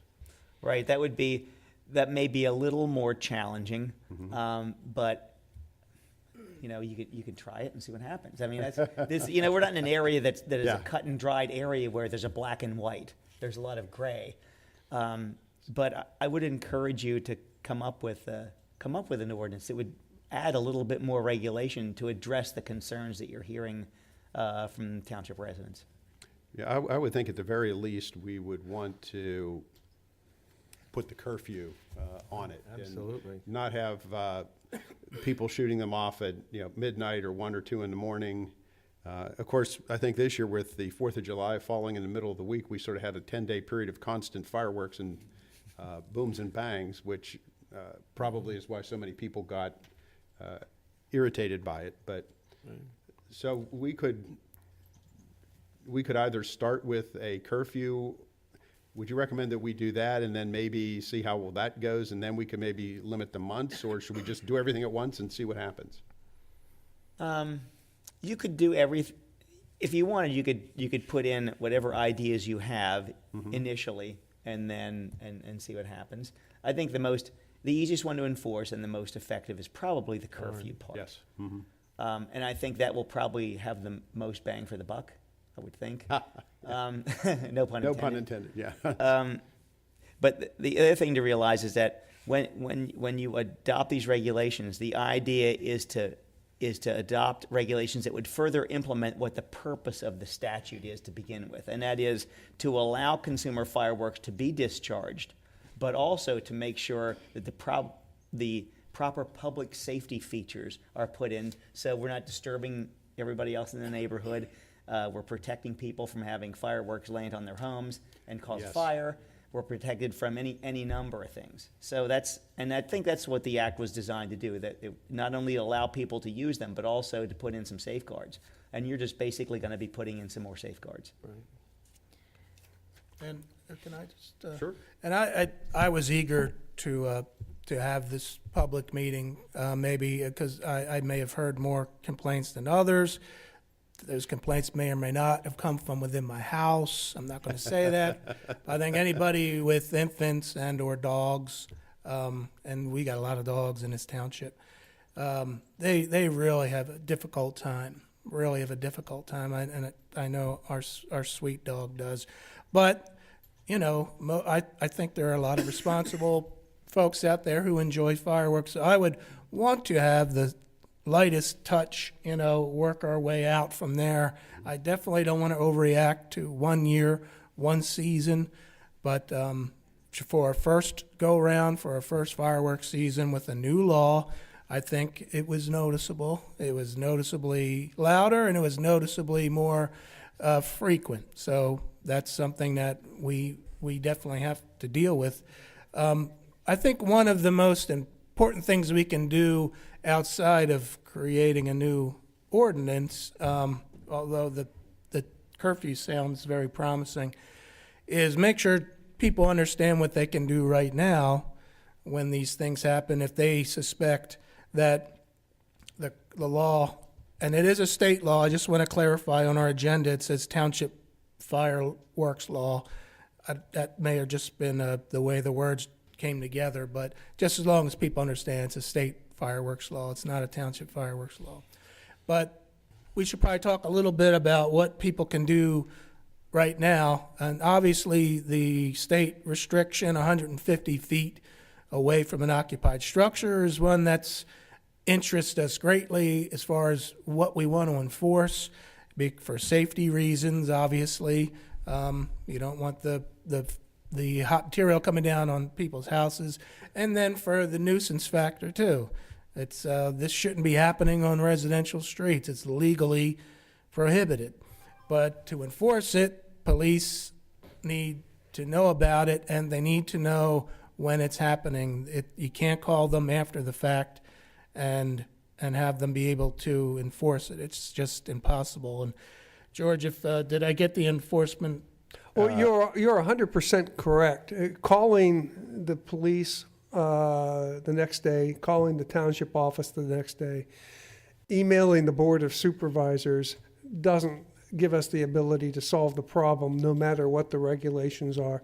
For us to be able to, for the township to be able to enforce any regulation, the enforcement person has to be able to be there to witness it. So an immediate call, I mean, many people feel a little silly calling 911 because fireworks are going off in their neighborhood. But to get a police officer to respond immediately to a inappropriate activity, that's the call you have to make. Mr. Zumas, it's my understanding the legislature is taking another look at this? Yeah, I was informed today that the legislature has been given a lot of blowback on this House Bill 542. So they're getting a lot of complaints as well. And they're in the process now of taking a real close look at the law and making changes and amendments to the law. Having said that, you know, we have the ability to strengthen a law, I would think, more so than weaken a law. And even if we did come up with a curfew, you know, you take New Year's Eve at midnight, people are going to be out setting off their fireworks. Could we write the curfew language to exempt New Year's Eve, New Year's morning? You could, or make the time later. Like effective from January 2 through December 30, and then right. Those 2 days are exempted. Yeah, because you're right. You'd want to set fireworks off on New Year's Eve on midnight. Yeah, people are going to go out and buy these things because they're legal and they're going to want to use them. I mean, that's a fact of life. And if you allow them, or if the restrictions are that you can't use it, and they go ahead and do it anyway, you know, they're going to do it again the next time they want to set them off. Well, it's an I mean, enforcement issue. what's so difficult is the enforcement. I mean, you know, I took a look at the state police website, and some of the things that they're having difficult time is they cannot be ignited or discharged on a public or private property without express permission of the property owner. So if a policeman comes to a place at whatever time of the night, and the guy says, I've got permission from the guy that owns the house, and he's not home, I mean, what are you going to do? You know, it's hard. You know, they can't be discharged from within a motor vehicle. People were running around setting them off out the windows of their cars. They were driving through the neighborhood. They can't be discharged towards a motor vehicle or a building. You know, these are all subjective and difficult to try and determine, you know, especially after the fact, you know, because that's usually when the complaints are made. You know, I was kept up for 2 extra hours, so I'm going to call the police. Well, it's after the fact. By the time they get there, people are gone. You know, they can't be discharged while a person is under the influence of alcohol. You know, then they got to do a breathalyzer test and make that determination. You know, it's tough, and I think that's one of the reasons why the legislature got so much blowback as a result of this law, and they're in the process now of taking a look at, well, how do we make this better? Well, we'll see what they do, but that wouldn't preclude us from moving forward with at least establishing a curfew. The only thing that I would be concerned about, and it's hypothetical, let's say they do something that says you can't do it past 9 o'clock, and we have it at 10 o'clock. Now we've weakened it. Well, no, actually, at that point, wouldn't their law supersede ours? It would, yes. Then we'd be back changing our ordinance Have to, again, Yeah. which, you know. Which we can do. Yeah, which is Well, and possible to do. I'm sorry, Norm, you done? Yeah. I'm sorry. I didn't read that you need the permission of the owner of private and public property. That's really interesting as I'm looking at it now. So if they set it off in a township park, I was they trying to obviously don't think- have permission, we can then enforce. Yeah, right. Not only do you not have permission, but our parks and rules and regulations prohibit. Well, just to Other back it than- up and not to belabor, but if we're going to be actually crafting something, 2 things. Number one, the law of unintended consequences. I hadn't even considered New Year's Eve. So if we had rushed and put in a 10 p.m. curfew, you know, we would ruin New Year's Eve for a lot of people, which we don't want to do. No. Number 2, if you take out public property, then I'm trying to think of how many locations. Obviously, then you need a nice big private property 150 feet away from your structure and any other occupied structure. So we're- basically, there are very few places in Lower Paxton where you can legally already set these off because of that. It- I when- think, So- they are, I mean, in our neighborhood, they're setting them off and the houses are, we're in a development, the houses are very close. Which the state law already prohibits, but Right. again, it becomes, Right. as Norm pointed out, an enforcement. But how, if that, like in our development, if that goes off and we call 911, till the cops get there, how can they enforce it? Because they're not setting any more off. Well, that's it. Police the other way to enforce it is the complainant needs to be a witness in a public hearing. So basically, no matter what we do, enforcement is a major challenge. Do we have members of the public who would like to comment, or yes, sir? Please come to the podium and give us your name and address. That's why I basically came, and you've pretty much addressed a lot of what I was going to ask. My name is Ralph Allen. I'm at 4610 Surrey Road, and basically, on 4th of July and around the 4th of July, basically, we had a neighbor, like on Coventry Road, and they had some really high-powered stuff. And like you're talking about this, what is it, 75 or 150 feet thing? Well, I'm about 80 yards away, and some of it was going over my yard and over my driveway. I really felt sorry for the guy across the street from me whose yard was a butt to this guy's in Coventry. His yard looked like a fire zone, basically. It was so, and like they told me today as I was talking to them, like, most of the stuff was going over their roof. Now, my problem is we got to enforce the law. If it says 75 feet, it's 75 feet. Not, 150. Well, you aim it over other people's houses. 150, 150. 150, I'm sorry. Yeah. It's But 150 yeah. feet of an occupied But that's only 50 structure. yards, yeah. But basically, not where it's aimed at a slant that's actually going over other people's roofs and other people's driveway. I mean, I have my cars on the driveway, and for the most part, we're okay because we're, like I said, about 80 yards away. But at one point, can't say that's exactly what it was, but I seen these two blue things coming down like liquid fire that hit my driveway. I'm saying, boy, I'm glad it didn't hit my car, or I'm glad somebody wasn't walking around and maybe, got burnt or whatever. And that's the problem. Like, if somebody's going to use it, like I said to this guy with the camera there, if somebody's going to use it, do it in your own yard, like aim it straight up in the air and just keep it in your own yard. I originally said take it down to the park, but I just found out that that's Can't not, do yeah. that. Right. Yeah. You I mean, know- I have no That's problems not with a good idea. firecrackers, That's- stuff like that, but these projectiles because you worry. I don't know if we really can have a fire start when these things down, Yeah, but it's I'm happened sure in you New York. can. There's a very good article on September the 2nd in the Patriot News, and it talks about house fires. It talks about people in the ERs around the holidays have been very, very busy because people are going to the ER, because they're setting these off. So who knows if they're losing fingers or whatever. But they're very powerful. I mean, they're professionals. The stuff they're buying is professional stuff, and it's scary. It was so in my opinion, it was so irresponsible for the state to change the law. I mean, Jersey, you can't even have sparklers. And here all of a sudden everybody's being good, and all of a sudden now, with this year, they're going nuts because the law changing. And I do hope that they do have a lot of complaints and they do really look into it. Because, like I said, if somebody had a big backyard and they kept it in their yard, fine. But when it's going over other people's roofs and everything like that, and maybe even people walking, I don't know, there wasn't anybody walking when I was around, but still. I'm just talking about my situation. I mean, I'm not talking about all the other neighborhoods that this is happening to also, And about that curfew thing, good idea, because that same person, there was times during that week at like 2, 3 in the morning, I don't know if they came home from work or whatever, and they're blasting these things for like 5, 10 minutes. So most people are fine. It's only as a few irresponsible ones, And then, as you as a resident, I would encourage you to call the police department immediately when Yeah, that is and will they happening. come? Yeah. Oh, That's yeah. the whole Oh, yeah, thing, yeah, 'cause I yeah. know Oh, years they'll come. ago, they were kind of, beating around the bush Yeah. about it. You call 911, they Yeah. will come. Yeah. Well, you got to remember, even now, there is no time limit, as this board is discussing, for fireworks.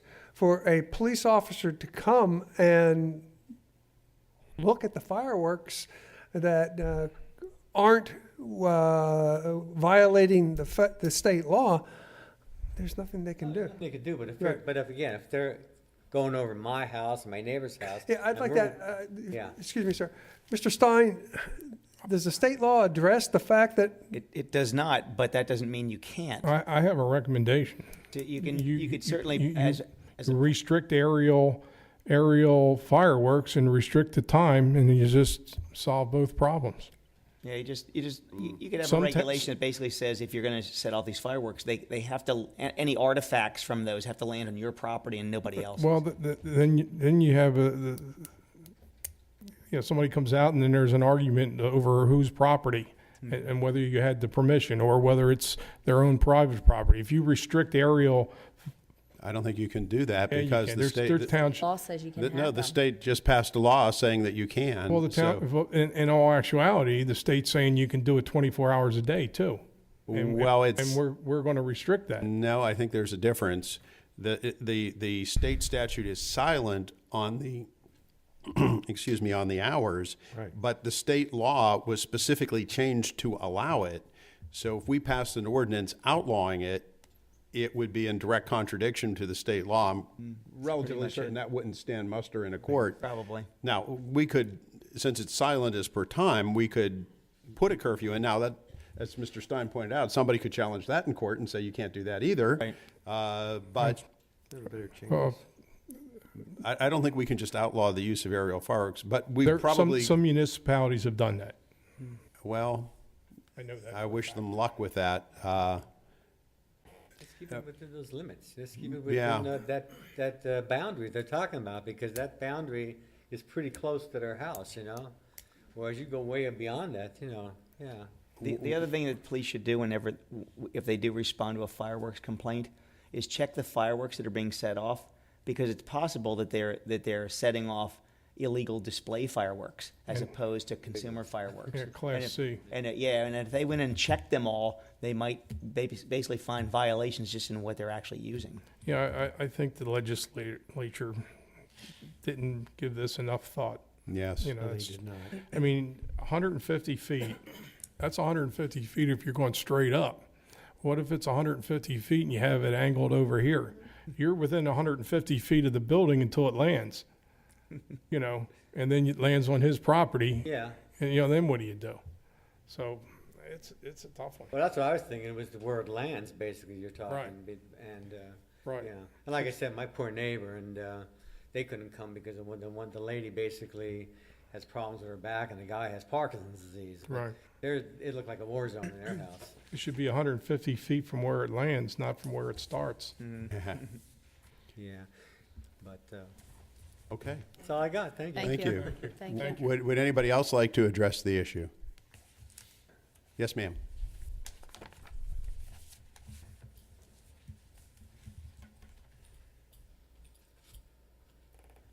Good evening. I'm Carrie Golden. I'm at 536 Blanchester Road, and I do work for the General Assembly.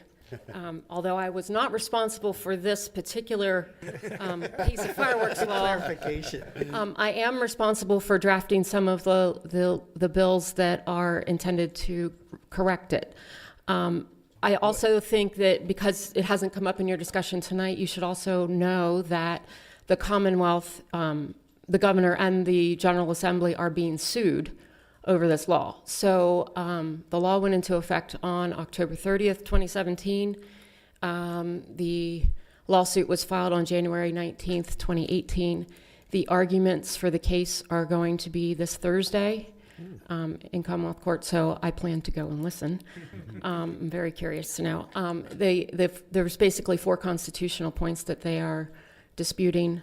One is, just for example, one is how the law came about. It was amended in a tax code bill that had several different subjects in it, and so it violates the single subject. Well, the contention is that it violates the single subject rule. So we'll see what happens. I firmly expect that it will be thrown out, but that's obviously up to the court. I also know that from the complaints that the members of the House are receiving from all around the state, this is not the only township that's struggling with this, and other townships and boroughs and other municipalities have enacted ordinances with many kinds of restrictions. What I have heard tonight is what I would probably recommend, I think that the curfew, or as you've put it, setting some limits to the time when people can set them off, and maybe even restricting to certain times of the year, holidays, including the New Year's Eve, and maybe even Christmas.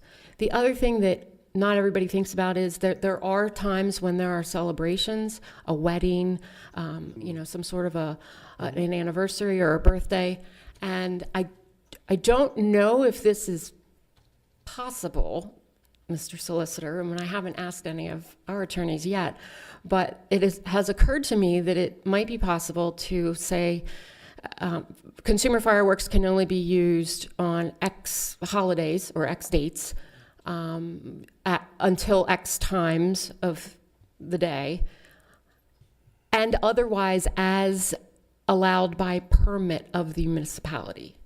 I think that the previous law required a municipal permit for a Pennsylvania resident to purchase and use consumer fireworks. And I think that the reason that many of the legislators were encouraging opening up the law is that many townships never enacted any reasonable rules and regulations to issue those permits. So my further recommendation would be that I do think you should move forward with enacting some sort of restrictive provisions. I think that I don't think we're going to do anything with any of the bills that have been introduced for the rest of this legislative session. We just don't have enough time left to enact anything. And we're also waiting to see what happens with the court decision. Which court is hearing the case? Commonwealth Court. Commonwealth Court. So it's in the arguments are in the Judicial Center on Thursday morning at 9:30. There are other arguments being made that day as well. So beyond that, let's just say that in the event that you put in place further restrictions and maybe in the interim the court throws out the law before next July 4th, if that happens, the old law goes back into place, which means anybody who wants to purchase, any Pennsylvania resident that wants to purchase and use consumer fireworks has to have a municipal permit. In that case, I would suggest that if you have some time in the interim to think about what kind of parameters you might put around reasonable rules and regulations to issue such permits. Our position has always been, we do not have a permit process, you're not allowed to do it. Okay. That was, now, whether that was defensible or not, I don't know, but it was never challenged. And again, we're one of the municipalities, obviously, that didn't have a permit. And when we would have, conscientious people would say, we'd say, no, you can't get a permit in Lower Paxton Township. We don't issue them. And I used to live in the borough of Middletown, and the same thing happened there. But the borough of Middletown is a lot more densely populated, and there wouldn't be any safe place to really, there's only one or two places that are safe to discharge them anyway. I think the 150 feet restriction aside that's in the state law now, I think there probably are some places within Lower Paxton that people could enjoy fireworks without jeopardizing their neighbor's property. But I think it's perfectly reasonable that if there are no reasonable rules and regulations, then obviously there's no permit to be issued. But that's where the residents say, well, okay, then I'm just going to buy them when I'm rolling through South Carolina and bring them here and use them anyway. It is interesting. I'm going to jump back here to our stormwater analysis. In Lower Paxton Township, there's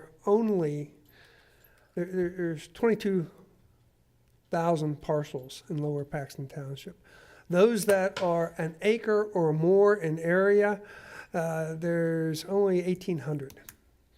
So there's a very small number of parcels in Lower Paxton Township that are more than an acre in size. The interesting thing about the fireworks law also is that municipalities are allowed to regulate display fireworks. They're allowed to issue permits for them. These are the professional people. They're allowed to regulate them, but there's no mention of regulating consumer fireworks, which you would think would be the opposite, because those are the people, they're not the trained people. Yeah. Because of the tax base. Yeah. Again, I did not help to write what is in the state law.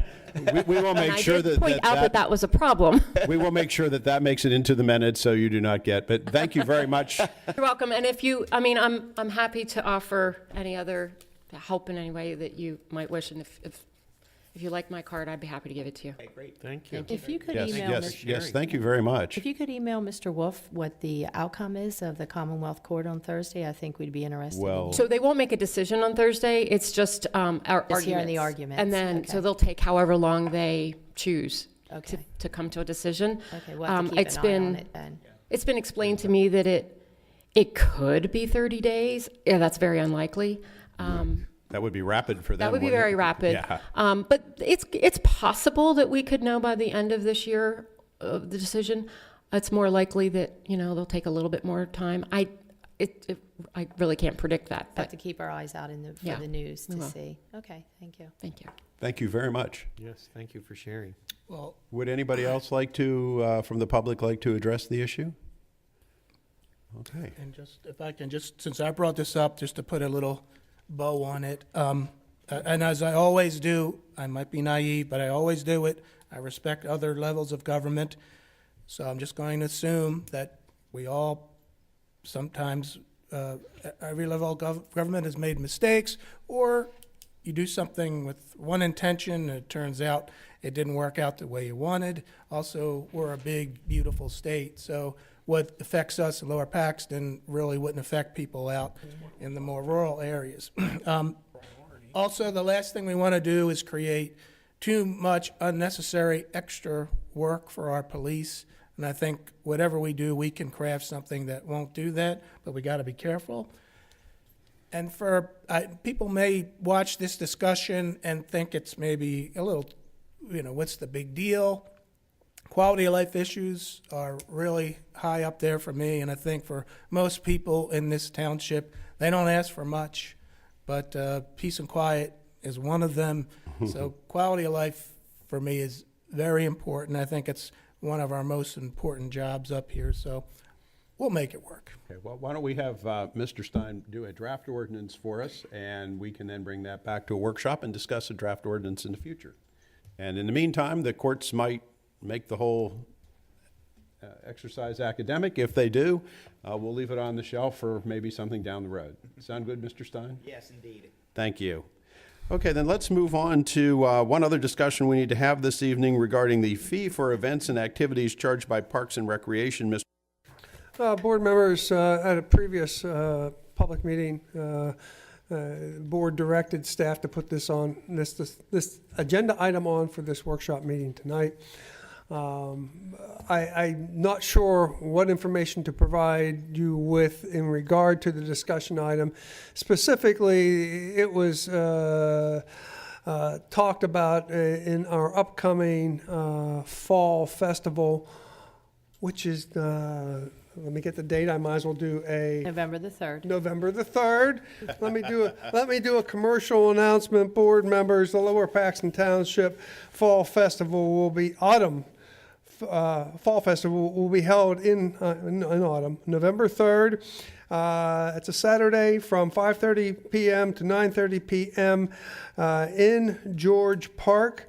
And this is a new event for Lower Paxton Township. It will function similar in concept, at least in activities and fun, to National Night Out, but it will be more geared to fall and even Halloween activities. With that being said, there are some minor costs in the event for items like pumpkin carving and hay rides. Lower Paxton Township is actually always charged for these things when we hold them in Lower Paxton Township parks. We are combining these activities in this event, and board members wanted to discuss the charge for these activities and others. I included with your agenda Chapter 132, newly adopted by the board last year. It's your Park and Recreation Ordinance. It doesn't necessarily address fees, but it addresses most everything else as it talks about Park and Recreation.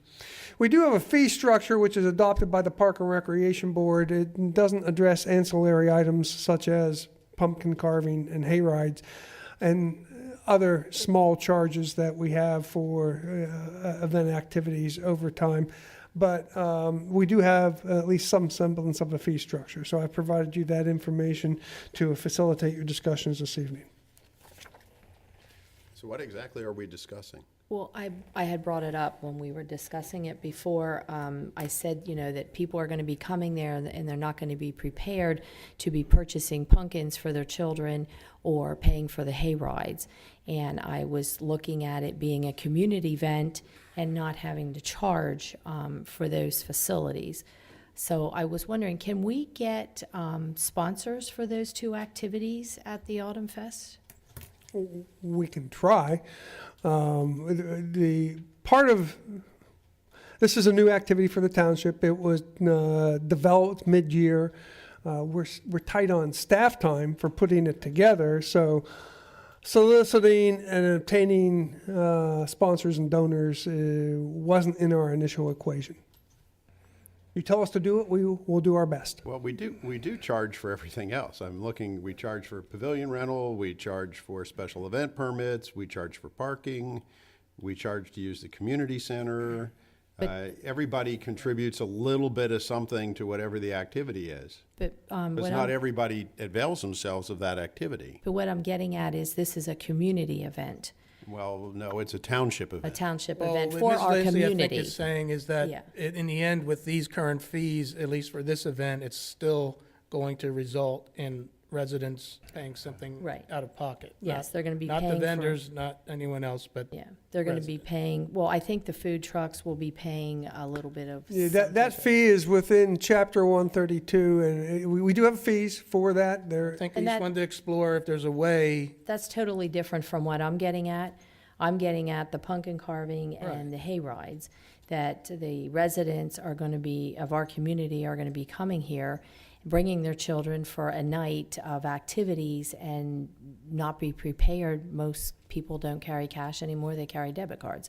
And then you're going to have children that are going to want to do a hayride or do a pumpkin, and the parents are going to like, no, you can't do this because I don't have the money. Right. So that, we're trying to promote a community event in our township for our township residents, and I'm just trying to get at that we're charging, and I was trying to look at how we can get away from that. Alternatives, and I think what I'm saying is either these fees, I don't know how many of these would be applicable for what we're thinking about. None, because we just I didn't, I'm not saying that they are. I'm just giving you what we have on paper. So then this is, No, so the- then we just need either donations and people to donate, or. That's why I asked. Well, can the we point get- is that we charge for everything else. Why would we not have a participant fee for this like we do for everything else? Because then if you give this for free, somebody will say, well, why can't I come into the Friendship Community Center for free? My kids want to go to the Friendship Community Center and they can't. Well, I think this community event that we're having for our residents, it's a special event, and it's totally different from the Friendship Center. Well, I mean, it's once a year that we're just trying to kick it off and have it, and everybody had so much fun at the Sester Centennial, and I had asked if we could do a Halloween parade, and that didn't work out, so staff is trying to put this together. I'm just looking that the residents don't have to pay for Mr. their Chairman, children. may I ask a question? Sure. Mr. Wolf, based on our previous events of this nature, do we know how much it cost to have these hay rides and these pumpkin carving events? Well, we don't have an event of this nature. We annually have had pumpkin carving and hay rides. No event, just come to the park if you want to do a hay ride and pumpkin carving. We're expecting that the number of pumpkins and or hay rides for this event will be significantly more, so I can't give you an estimate of cost. So It's not tens of thousands of dollars. So we don't know if the money that we're going to collect to allow people to participate is going to offset the cost. Money, no. We have had at staff level, and this goes back, and this is board policy to staff of many years ago. We're not supposed to be doing anything unless it pays for itself. So our charges for what we charge for a pumpkin, what we charge for a hayride, are intended to be cost neutral. So we don't profit and we don't Correct. have taxpayers paying for it. My other concern is if we start doing something like this totally for free, how do you then know whether residents of neighboring municipalities are going to come in? Are we going to end up then with hundreds or thousands of people coming in from all around, and then we're paying for Well, people who are not our residents? There would be no control on it. you could have a registration table where people would have to show identification. Well, that would be a way of doing it, but you would have to have an additional staff person there to accomplish that. That's a little, imagine turning the family away, because you're not here. I mean, yeah. that's, So I like know the what you're hay- saying, Then but how that, do you send a kid away because you live in Swatera Township? yeah. So the hayride with the wagon, do they charge us per hour for that? I don't know. Okay. Okay, I mean, I just brought it up because I just feel bad that if kids come there and the parents don't have the money, they can't do the hayride, and it is an autumn fest, so that was just my concern. If there's more, Supervisor Lindsay asked a question, I don't have the answer. I can certainly get more information in regard to that. You don't need to make a decision until the event, essentially, if you would like me to do that. And the reason I ask about the wagon, do they charge $200 an hour? You know, maybe we could get a sponsor for the wagon. And if the pumpkin, if we can't do the pumpkin thing, for free, but maybe we could get a sponsor just to rent the wagon. Yeah, I mean, if we could come up with a sponsor, say for the night, it's going to cost us $500 to have the wagon for however many rides are utilized, and we can go out and we can get, Store X to sponsor it, and they can put their banner or their sign on the side of the wagon, hay rides courtesy of Store X. Yeah. That would be a great way, but assuming that we have the time and the ability to do that between now and Well, let me start, board members. I can certainly get you hard cost estimates for those two items. That won't be a problem. Because community people do tend to step up for things like this. There's no doubt about that. So perhaps we could find some underwriters. Let us know what the cost is. We might have some ideas to. Okay. Let me get that information before you make a final decision. Yeah. Yeah. If we could get a private donation, that would be ideal. Mm-hmm. Okay. Great, thank you. Thank you. Ought to know. Nothing we ought to know? Not this evening. Wow. And improvement guarantees, I see nothing under that. Or I did. Right. Until I lost it. It's in there. We have. There's nothing. I was going to say we have none. I was going to say we don't have it. Yeah, I was going to say there was no little blue. So with that, it would appear that we have handled all of our agenda items unless somebody has something they wish to add. Yep. Okay, that being the case. Add one thing. I know we didn't have board member comments because it is workshop. Just a reminder, this Sunday, September the 16th from 8 to 11, there will be Cars, Cops, and Coffee at George Park. So if you want to bring your car out or you want to come and meet the police officers, and I'm sure our 2 canines will be there, we would appreciate it. So that's 8 to 11 at George Park. Can you keep the rain away? I think it's supposed to be okay. I think it's supposed to be okay on Sunday, from what they said a couple hours ago, but that could change. And the names of the canines are? Rex and Chase. Okay, good. The four-legged ones. The four-legged ones, yes. Thank you. Anything else, board members?